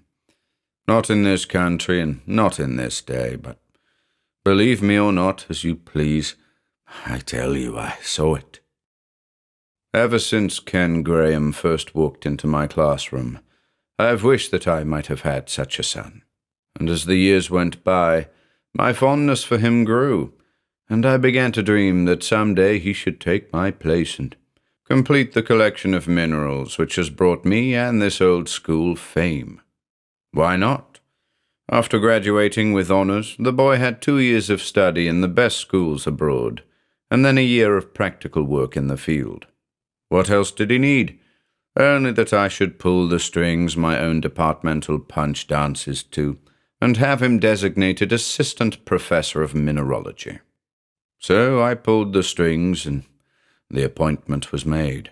But he answered with a strange, incoherent letter begging delay. I could not understand it. Perhaps that chit of a girl he had married in Norway preferred a director of mines with 5,000 a year to an assistant professor with half that salary. Idiot! Couldn't she see that I meant to make him head of the department? I took out of my desk the picture they had sent from Norway, and all my suspicions vanished. Surely there was no stupid selfishness of that sort in the mate Ken Graham had chosen. A sweet, unspoiled young face with a fine delicacy of feature, and yet such a strange suggestion of wildness. That fluffy aureole of whitish hair, those keen, deep-set eyes, those sharply outlined features. She looked like a beautiful wild thing. Harsh, a jealous old man's imaginings. In the end, I decided that I would go to them. I would seek them out and bring them back. This old stone house was big enough for all of us to be happy in, if happiness was possible. Old men are arrogant sometimes, and I had set my mind on spending the rest of my days near the boy I'd learned to love as a son. When I got off the train, they told me where I should find him. It was late, but he would still be in his office, the expressman said. A bear for work, that Graham. He's never stopped since his wife died. Too bad about his wife. The wolves got her and Louis Barjon one night, just a few weeks ago. A great pity, a great pity. Oh, my boy, my poor, poor boy. I could see him as I came up the walk, his head bent over his hands before the uncurtained window. I tapped on the door and walked in. You, Professor, you? What brought you here? Rocks, my boy, I lied. Rocks, specimens. Clark at 10 Mile has unearthed a curious fossil, some sort of pig, he says. He claims it's Jurassic Permian. He set it far too early, of course, but I came along to look at it. But there's time for that tomorrow. I wanted to have a chat with you. And no one could be more welcome, he returned. Come inside. It's late, and you've had a long, hard trip in. Of course I had. A damned hard trip in. I'm getting old, and 30 hours on a little one-horse railroad is no joke to me. But I did not intend to be bundled off to bed until I had got to the bottom of this thing that was making my boy look like a man who had been through the valley of death. I'm sleeping here now, he explained as he took me into a little room off his office. I had this place built some weeks ago. After... He did not finish, but stooped and set a match to the fire.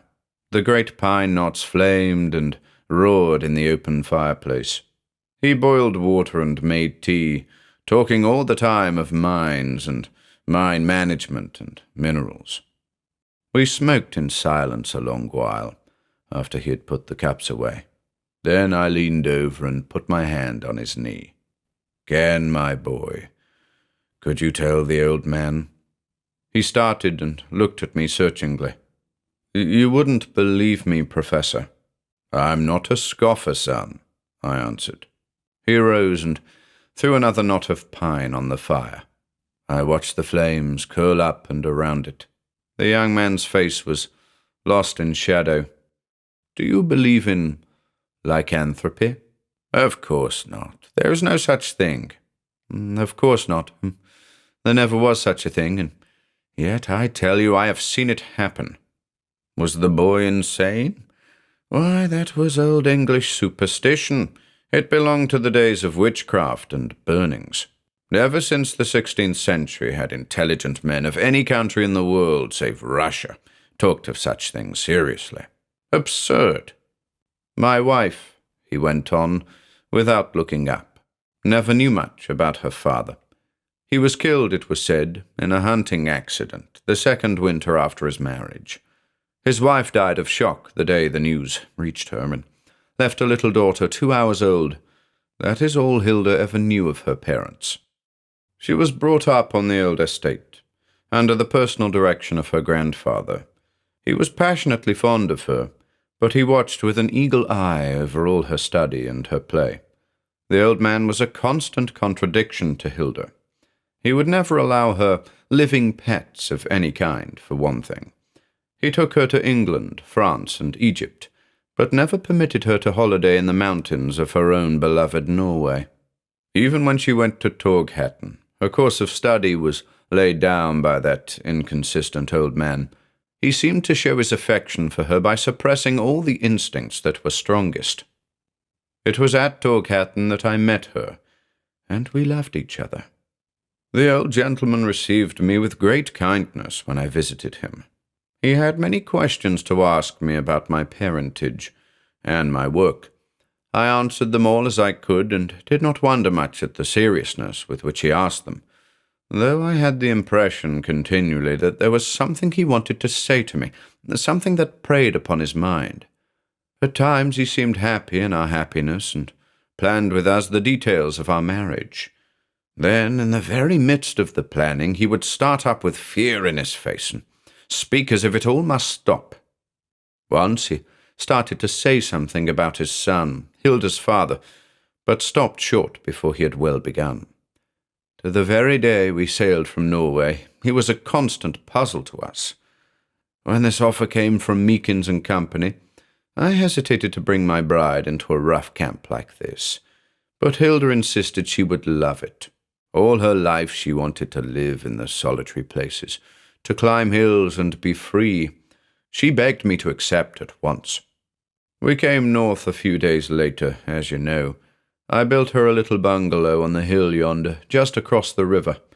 Before I had the foundation laid, she had flowers growing all about the place, native flowers which she had never seen before, but which she transplanted and tended with passionate care.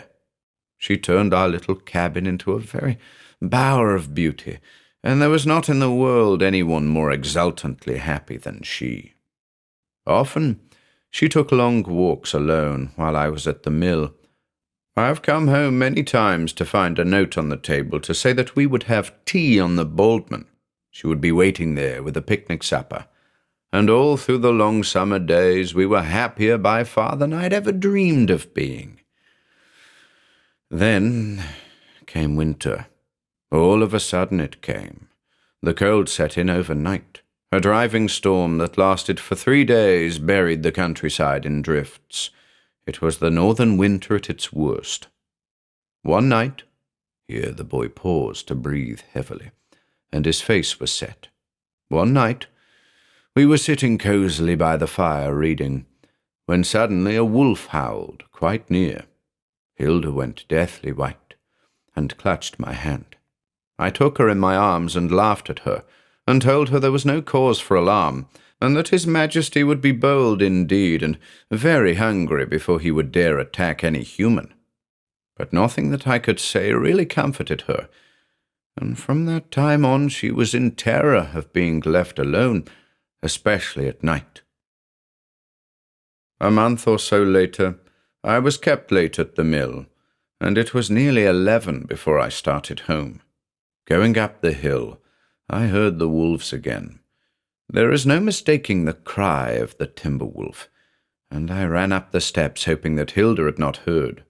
There was no light in the house, and I tiptoed into her room, trying not to wake her till the sound had died away. The moon shone in the window, and there was my girl, crouched down on the floor, peering out into the night. She seemed in the grip of an agony of emotion dreadful to see, and did not know that I was there at all. I touched her on the shoulder.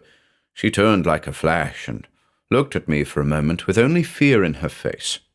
Then she crumpled up in my arms and sobbed hysterically until she fell asleep. Ken drew a gusty sigh and paused, his pipe forgotten in his hand. I could not understand it at all, he went on. She was not a coward. There's a little lake up in the hills where we used to swim, and I have seen her dive into the water from 20 feet up the cliff. So it was more than fear that troubled her. It was some deeper dread of which she could not speak. She was never her old self after that night when she cried herself to sleep. At times she would lavish passionate, tearful love on me. At other times she was absent-minded and lost in sombre reflections of her own. One night when I came early home, she was not there. I was searching frantically for her when she came quietly up the path, bareheaded and alone. There was such a look in her eyes as I have seen in the eyes of the dead, and I followed her in silence into the house, fear clutching at my heart. The wolves were frequently to be heard in those days. The heavy snow had made them very bold. Once they came so close to the house that I reached for my rifle, determined to teach at least one of them a lesson in restraint. But Hilda caught my arm and stopped me. I knew her tenderness for wild things and put my 22 away in the shed. When I came back into the room, she was not there. Vaguely uneasy, I searched for her in the bedroom. She was not there, but the window was open, and I saw among the trees a lithe, grey-white form that flashed across the shadows, and was gone.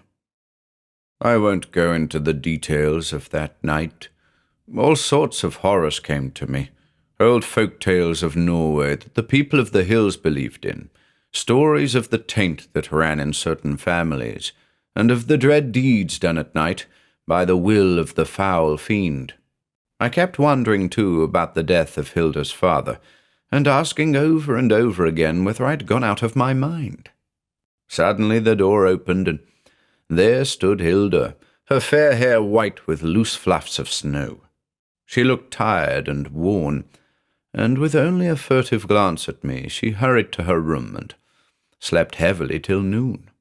She was frequently absent after that, and I never knew when I came home at night whether she would be there or not. Again the boy paused, staring at the fire, and again he went on. One day there was an explosion at the northern mine, and I went up to try and get things moving again. No train came out that night, so I decided to tramp the 11 miles back rather than leave Hilda alone. Just a few miles from home, I realized that I was being followed by wolves. I was not armed, and there was nothing for it but to climb a tree. A broken-off oak stump stood near the track. It offered no protection from the wind, but I knew that from it I should be able to hail the log train in the morning if necessary. So I scrambled up in some haste. Within 2 minutes there were 14 timber wolves squatting in a circle about that stump.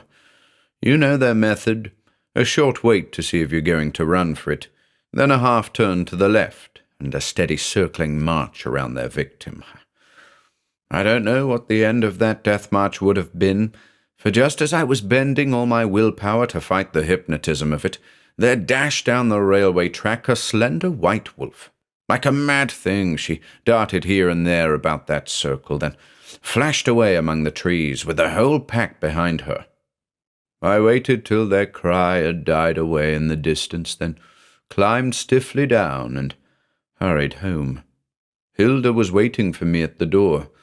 There was a curious brightness in her eyes, and she listened with some tension, I thought, to the explanation of my lateness. But I said nothing at all of my adventure with the wolves. A few nights later, Louis Barjon dropped in after supper. For once Hilda was almost herself.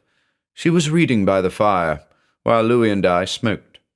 "Never saw the wolves so bold as this year," said Louis. "Have you seen the white one? White as a snowdrift she is, and swift as the wind. She seems to come out of nowhere to join the pack, and they're devils when she's with them. She's the most beautiful animal I've ever seen, but I bet she's as keen on the kill as any of the dirty crew." Hilda dropped her book. "The white wolf never kills," she said. Louis turned and looked at her in astonishment. Was it merely girlish sentiment for a lovely wild thing? Evidently Louis thought so, for he laughed tolerantly, and went on, "Well, maybe, but folks is laying for her. It's hardly safe to go out at night, so keep your rifle handy, boy." I remembered the one night when I did take my rifle down. I glanced at Hilda. Her eyes were wide, and her nostrils dilated. What was the emotion that swayed her? My heart contracted. "Did you ever see her?" demanded Louis again. I thought of the grey-white form I had seen flitting among the trees, and of the beautiful white beast that had saved me from the pack only a few nights before. But I shook my head in denial. "I've seen her twice," he went on. "The other night I took a flying shot at her, and I caught her on the right front paw, but it was just a scratch, I guess, for there was only a bit of blood on the snow." In spite of myself, I glanced at Hilda's right forearm. She had it tightly bandaged. I looked up at her face. Her eyes were fixed on the back of Louis's head as he picked a coal out of the fire for his pipe. Was it only fancy, or did her lips draw back from her white teeth? My heart seemed to stop beating.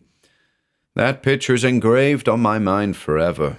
Old Louis, bluff and weather-beaten, leaning down over the fire, Hilda watching him with a sort of sinister ferocity, and I, dumb with terror. In silence I let him rise and wind his long scarf about his neck and go out into the night. I shut the door behind him and turned hastily to Hilda. I was too late. She was gone. I went to her bedroom. She was not there, nor in any other room in the house. A sense of black tragedy engulfed me. I clung with all my might to my love for her, and I prayed to know the secret the old man in Norway would have told me before we came away. My whole soul revolted at the conclusions that were forcing themselves on me, and I waited in horror for what the morning would bring. I don't think I thought much after a while. My mind seemed numbed. I just sat and waited, with a curious sense of waiting for more than her coming home. Toward morning it started to snow heavily. I built up the fire and put the kettle on to boil.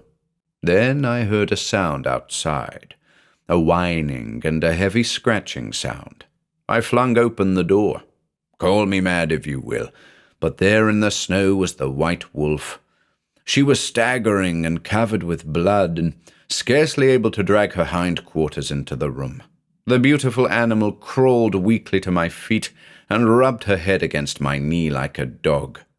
I took her head between my hands, and she looked up with those pleading eyes I knew, licked my hand once or twice, and sank on the floor, dead. I knew my girl would never come home again.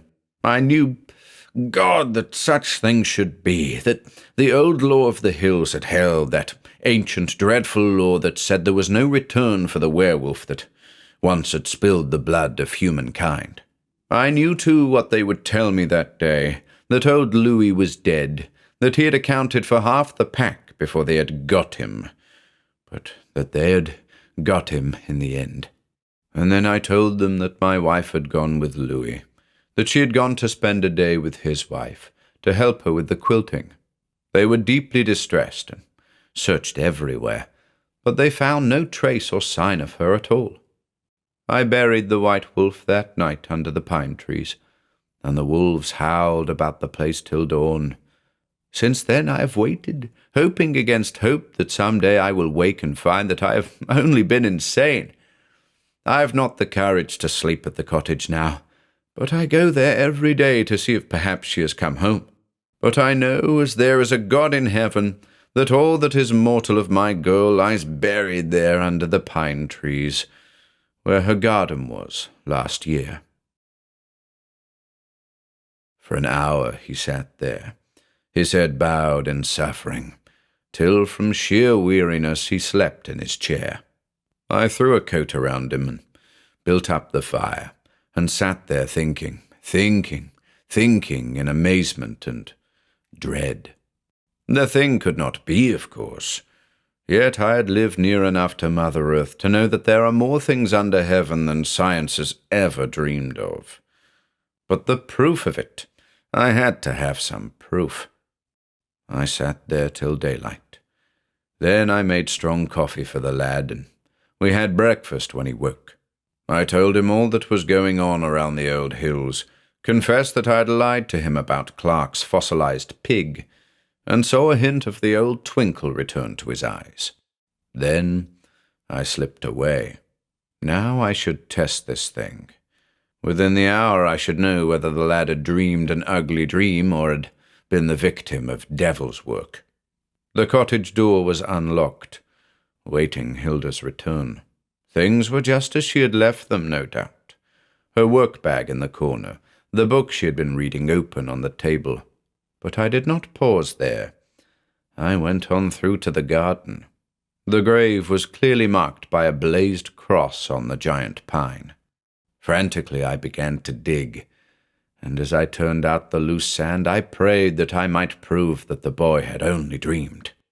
I made my gruesome find. With my hands I scraped away the earth that covered the bare skull and the bony paws.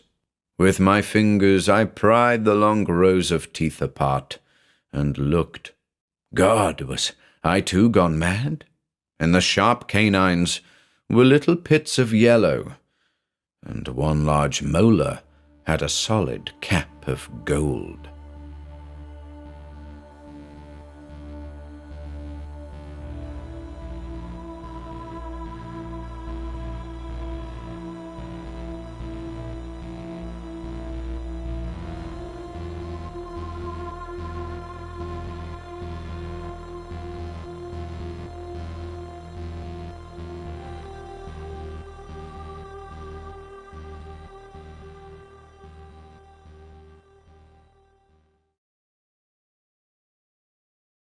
Lupa by Robert Barbour Johnson.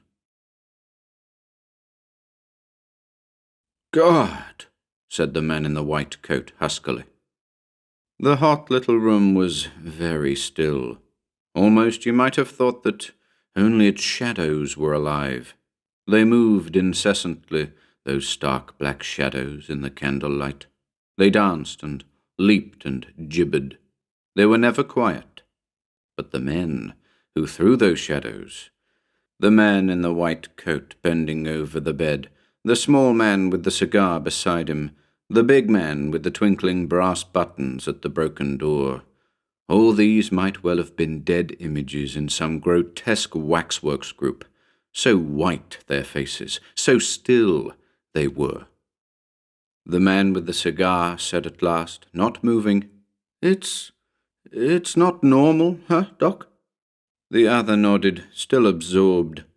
We'll do a complete dissection down at the morgue, he muttered. That's the only way we can say positively. But even without it, I can see. The variances are slight, Inspector, slight, but definite. The length of limbs, the shape of the head, the very hang of the skeleton and texture of the hair. Nothing is quite right. It's the queerest freak. The man with the cigar looked at him. "Freak?" he echoed softly. "Freak, eh? Well, maybe, Doc, maybe. It's a handy word to call it by, although I could think of others. Anyhow, it's dead. We can be thankful for that." He drew the sheet back up over what lay on the bed, mopped at his forehead with a handkerchief. Somewhere, far off in the night, a dog was howling mournfully. "Yeah, Doc," said the man with the cigar. "It's dead, and that's just swell. How'd you like to have seen it when it was alive, as Cassidy and that young man say they did? There was still life in the eyes when they broke the door down, they tell me.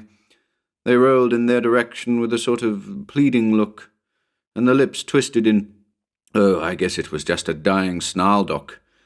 But it looked for all the world as if the thing were smiling at 'em. No wonder the young fellow fainted dead away, and that Cassidy got sick at his stomach. Just imagine how they felt, Doc, breaking into a room where they thought a young girl was lying sick and helpless, and finding a thing like that lying on her bed in her place, just as if it was some awful travesty on Red Riding Hood, Doc. Why, it was enough to drive any man out of his mind, much more that poor young devil who was so in love with her. He just sits with his head in his hands and moans, 'Lupa, oh God, my Lupa,' over and over again. I tell you, if I don't locate that girl and bring her back to him. I've thrown out a police dragnet all over town, of course, and I'll have a nationwide broadcast of her description. If she's to be found, Doc, we'll find her for him. That much is sure. But you'll notice I said if. Myself, I've got no faith at all that we'll ever see her again. What, why?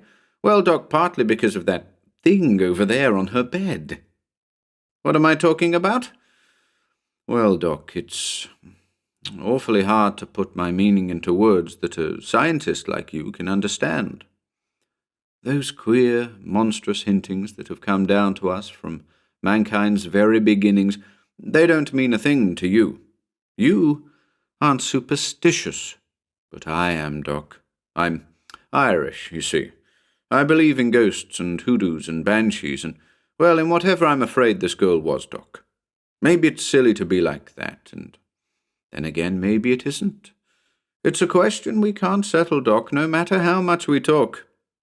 But all I know is that after I leave this place tonight, I'm going to church, Doc. To a church I've not set foot in since I was a little shaver. And I'm going to pray to the good God that protects us all from the powers of darkness. Look, Doc, I'll try to put this thing in some sort of way so that you can get it. I'll take it according to evidence, not just according to what I happen to think or feel. I'll give you facts, Doc. Hard, concrete facts that there's no getting away from. As solid as that stiff, dead thing under the sheet yonder. Oh, I don't just mean the fact of this girl's disappearance, and the fact that something else was found dead in here after she vanished. That isn't conclusive, Doc. And I know it just as well as you. But let me ask you just one question, Doc. How did the girl get out? That door wasn't just locked when they broke it in, you know. It was bolted with a bolt set on the inside. And the window was locked and shuttered, also in a way that couldn't be done from without. So unless there's some trick exit from this room we've not found yet, either there's a secret passage out of this place, or else I'm right and you're wrong, Doc. There's just no other way of figuring it. You and your thousands of years or so of scientific progress are wrong, and we're right back in the Dark Ages amid all the terrors of forgotten superstition. How'd she get out of here, Doc? Not a living soul in the boarding house saw her go. None of 'em doubted for an instant that she was still locked up in here with one of her spells. Oh, yes, she had spells, Doc. Just what sort they were no one seems to know, because she never let anyone see her at such times. She'd just lock herself in her room for days at a time, refusing to let anyone call a doctor or do anything for her. She'd just lie in the dark like some poor sick animal. Half the time she wouldn't even eat anything, Trays the landlady brought up, just piled up untasted in the corridor. Oh, they say that once in a while a tray would disappear, but never while anyone was near to see the girl open the door and take it in. Sometimes she wouldn't even answer 'em when they tried to talk to her through the door, to ask her whether she was in pain or needed anything. And when she did reply, her voice, well, they tell me it didn't sound like a human voice at all, Doc. It was strange, hoarse, guttural, as if the poor kid could hardly talk at all, as if she were forcing every word through a throat twisted almost out of human semblance. But all she'd say to them was, "I'm all right," over and over again. "Don't worry, I'm all right." It must have been hell for all the boarders at such times, Doc, but worst of all for this young man I told you about. The suspense of it, the awful mystery. But he always respected her wishes, you see, and never disturbed her. It was only after a week had gone by without a word from her, when he couldn't even hear her breathing or moving on the other side of the door, that he got scared and called in Cassidy off the beat. Oh yes, she's had plenty of time to get away in, Doc, providing she could go out under the crack of the door or through the keyhole like a ghost. There just isn't any other way out of here. And this thing in her place, dead on her bed, I suppose it came in through the crack or the keyhole too, after she was gone. If it were any other girl than this Lupa Zarkus, you might think she'd been keeping a pet up here secretly, and left it behind when she disappeared. I've heard of people doing things like that. But not this girl, Doc. No, sir. Because, you see, pets and this Lupa Zarkus just didn't mix. There was some queer quality about her that frightened beasts and birds. Just a pretty, sweet, harmless-looking kid, Doc. And yet the mere sight of her would send almost any animal into paroxysms of terror. There was that time her young man told me about, when the dogs, although their attitude wasn't exactly fearful on that occasion, I'll have to admit. But perhaps their very numbers gave 'em confidence. Perhaps they ganged up against something they hated more than they dreaded. But I'd better tell this yarn the way he tells it, Doc. This Ralph Evans, a decent sort of chap, bookish and bespectacled and sort of frail, but nice. I liked him a lot. He'd been working late at the library that night, he says. The night of the worst blizzard of the year. He left about 11 and ploughed home through the thick snow clouds with his coat collar turned up against the howling wind and his arms full of books, his mind 1,000 miles removed from Lupa Zarkus. As a matter of fact, he says he'd only met the girl a few times up until then. She'd been at his boarding house only a few weeks, and they'd said hello to each other when they met in the corridors or in the dining room and chatted a bit, and that was about all.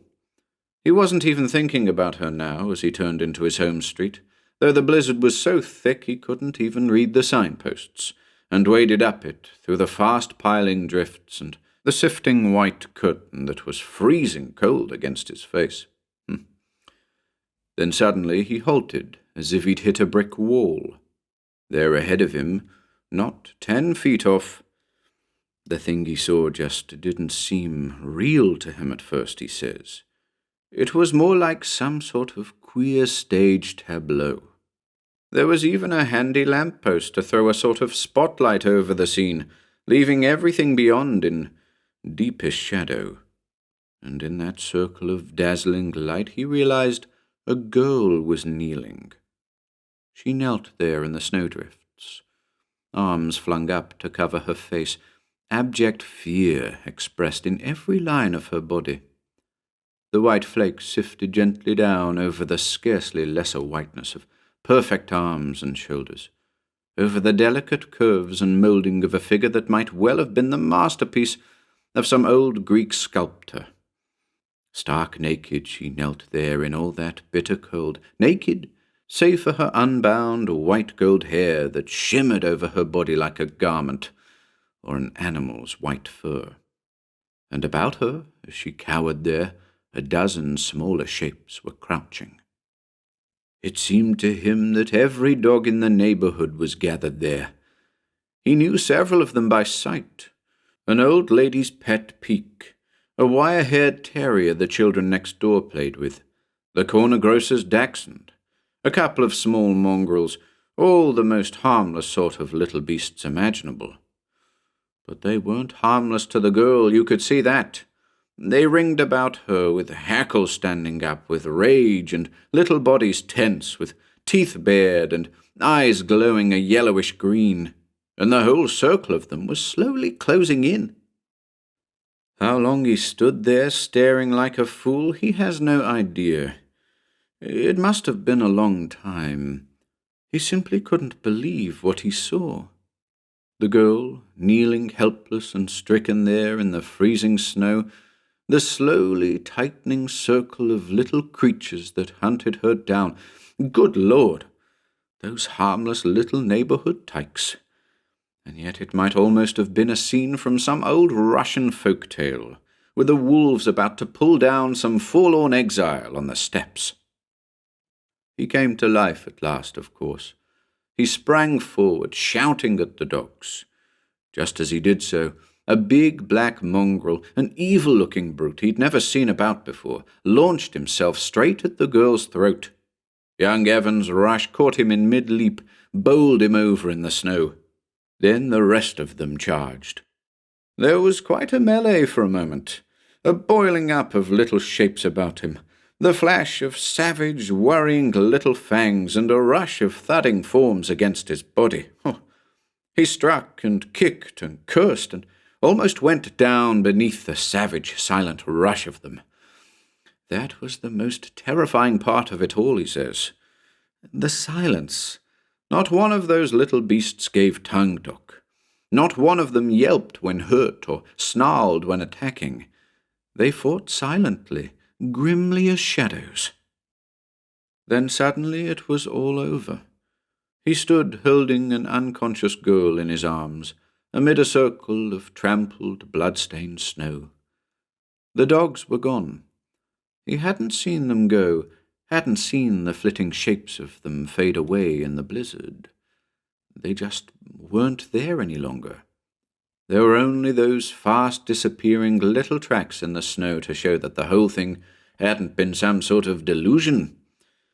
Far off, through the storm, he made out the glowing lights of his boarding house, beacons of sanity. He made for them, carrying the girl, her unconscious head on his shoulder. He says he knew right then that he was in love with her, Doc. Right then. It didn't need all their ripening friendship during the months that followed.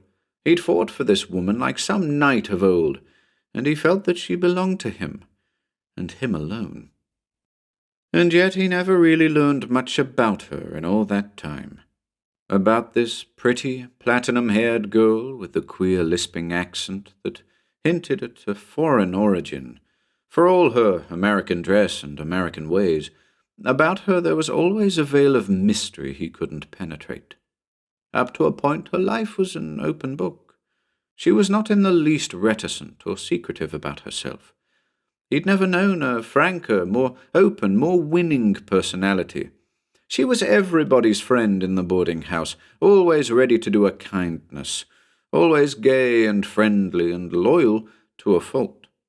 And yet, for all her frankness and friendliness, she contrived it somehow, that no one should ever really know much about Lupa. Queer name, ain't it, Doc? Lupa. A name you wouldn't run across very often. The first word means, well, I know enough Latin for that, Doc. And that last name, what is it? Central European? Magyar? Pole? The young man says she spoke of Transylvania several times, seemed to know that country very well. Does that mean anything to you, Doc? Well, it does to me. You see, we had a guy on the squad once who came from that part of the world. He used to wear a sprig of wolfbane in his buttonhole all the time, Doc, as a charm to keep off things that were neither quite human nor quite unhuman, Doc, but that ranged the steppes of his native land in either shape at will, and lived off human blood. I wish we had him here now, Doc. He could make this thing clearer to you than I can hope to. Look, Doc, these attacks of hers were genuine, whatever they were. Everyone in this house agrees on that. But why wouldn't she let anyone do anything for her at such times, or even see her? Why did she hide herself away from everyone for at least 3 days out of each month, Doc? Days corresponding roughly to the full of each moon.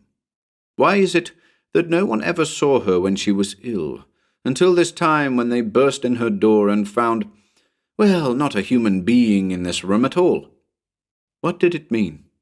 A young girl hiding herself away from everyone like that, at a time when she was supposed to be so ill that she could hardly move, when she couldn't eat anything or drink anything, when she was so stricken that all she could do was lie on her bed and moan and whine and howl. Yes, howl, Doc.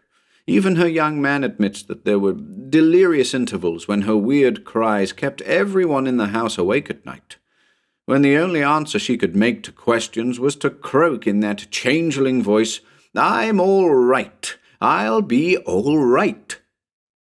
And she always would be, too. That was the strangest part of all.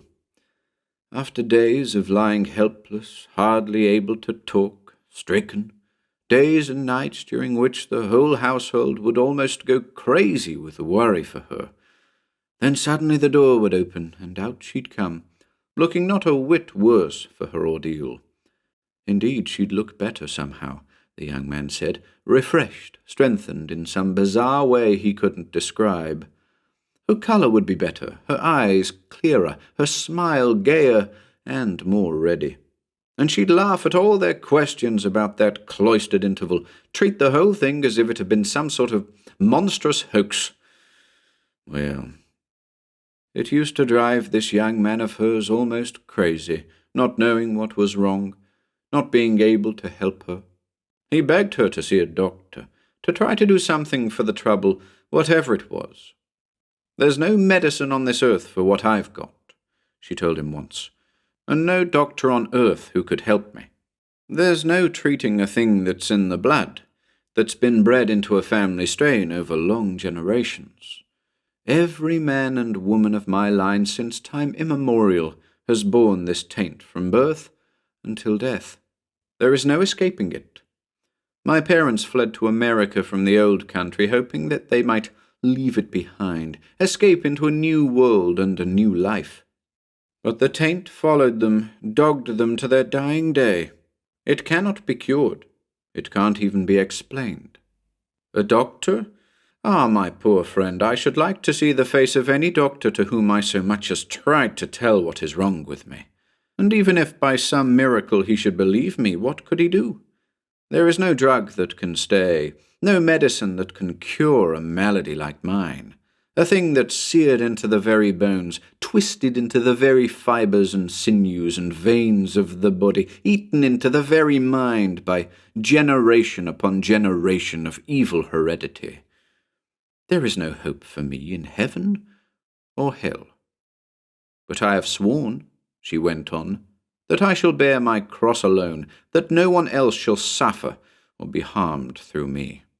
The sickness I have is contagious, not perhaps quite in the sense that you use that word, but contagious nevertheless at the time when it's at its height. And so I shut myself away from everyone, lock myself up, lest unknowingly I should hurt those who seek to help me, that I should make them too into beings like myself, outcasts from all hope, either here or hereafter."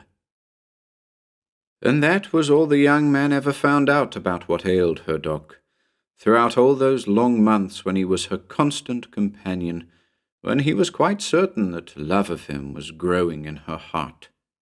He tried in every way to find out what disease, what strange, obscure ailment could have symptoms like that. He says he haunted every medical library in town, read everything that he could get his hands on. He even consulted physicians unknown to Lupa. But of course they only pulled long faces and spouted long Latin words that meant only, "Damned if I know, Doc," when you figured them out. And the medical books told him just as little. At last he couldn't bear the suspense any longer, Doc. He cornered the girl one night last week on the porch swing, after the rest of the boarders had retired and they had the veranda to themselves. It has been an unusually hot fall, you know, and the air that night was sultry and still, like the weather just before a storm, you know. A sort of suspense was in the air. The noises of the city were as faint and far off as if they were alone in the heart of a wilderness. A nearly full moon was rising. "Lupa," young Evans told her then, "this thing can't go on. I love you, dear, don't you understand? I love you. I can't let you go on facing the horror of this secret by yourself. Whatever it is, we'll share it, fight it, beat it together. Will you be my wife, darling, and let me help you with all your troubles, always?" He took her into his arms. A little breeze rustled among the few last wisteria blooms left on the porch vines. He says for one moment of heaven he thought he'd won, Doc. She answered his kisses, her body pressed against his, her arms locked tight about him. Her soft lips crushed against his so vehemently that he could feel little sharp teeth through them. And her eyes, well, he'd heard of a woman's eyes shining with love, Doc, but he'd never realized that it was literal before. But her eyes actually did shine in the darkness, he says. They began to glow with a sort of queer greenish inner light. Then suddenly she wrenched herself free of his embrace and sprang up. "Oh, no," she cried, her voice strangely hoarse. "What am I thinking of? What was I about to do? Oh, God, no!" She retreated from him, hands thrown up before her. How horribly that gesture reminded him of that other night, long months before. Retreated until he couldn't see her face any more, but only the whiteness of her dress and the whiteness of her strange hair, a blurred outline that might almost have been a wreath of fog, but for the glinting of green eyes in it. "Lupa," he begged. "Lupa, please, dear, come back. Please." She didn't answer, just stood there motionless and utterly still. He could hear the soft whispering of that little breeze in the vines, the far-off howling. Then suddenly her hands went to her throat. She made a little sound, as if she were trying to speak, a strange, guttural sound that somehow terrified him. Then she turned and ran across the veranda and into the house. He caught a glimpse of her, silhouetted against the hallway's light for an instant as she passed, a silhouette with vaguely disturbing outlines. Then she was gone. There was a pattering of footsteps along the upper hall and the distant closing of a door. "Whatever was the matter with the Lupa Zarcus?" his landlady asked a moment later. "She just passed me on the stairs, running like mad, and didn't speak or look up. She was all crouched down, and her hair was hanging over her face." It was very still in the hot little room. Almost, you might have thought, as the voice of the man with the cigar died away in the silence, that only its leaping shadows had life. "And you think," the man in the white jacket said at last, softly. The man with the cigar nodded. "Yeah," he said with equal softness. "Yeah, Doc. That's exactly what I think. That's why I sent for you, Doc, after I'd heard this young fellow's story, just as I told it to you just now. I sent for a doctor because I wanted to know whether that, well, whatever it was that he found when he broke into his sweetheart's room was normal or abnormal. Not that it really makes a bit of difference, Doc, because it's the thing's very presence here that strains all coincidence. For listen to one last bit of proof, Doc. Listen to this description of Lupa Zarcus that her young man gave me. It's accurate, I think. He wants me to look for someone tall and slim and aristocratic-looking, graceful and quick in her movements, beautiful and intelligent, with great melting black eyes and almost snow-white platinum hair and skin. And that isn't at all hard to do, Doc, because you see, what answers that description to the last detail is lying right here on this very bed. He flung the sheet back. In the candlelight, the sprawled form there was very hard to see, but you could make it out. "A wolfhound, Doc," the man with the cigar muttered. "A great snow-white wolfhound."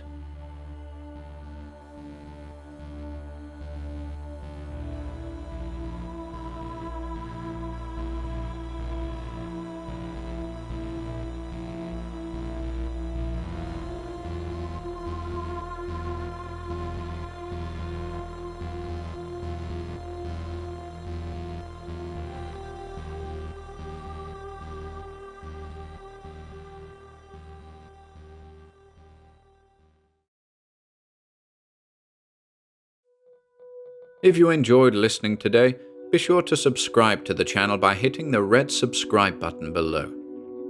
After doing so, click the bell icon next to the subscribe button to receive new content notifications. If you'd like to support our work and receive exclusive perks, consider becoming a channel member by clicking the join button below. To support us in other ways, see the video description for links to our Bandcamp and Patreon pages, and further information relating to our releases on Audible, iTunes, and Spotify. And until next time,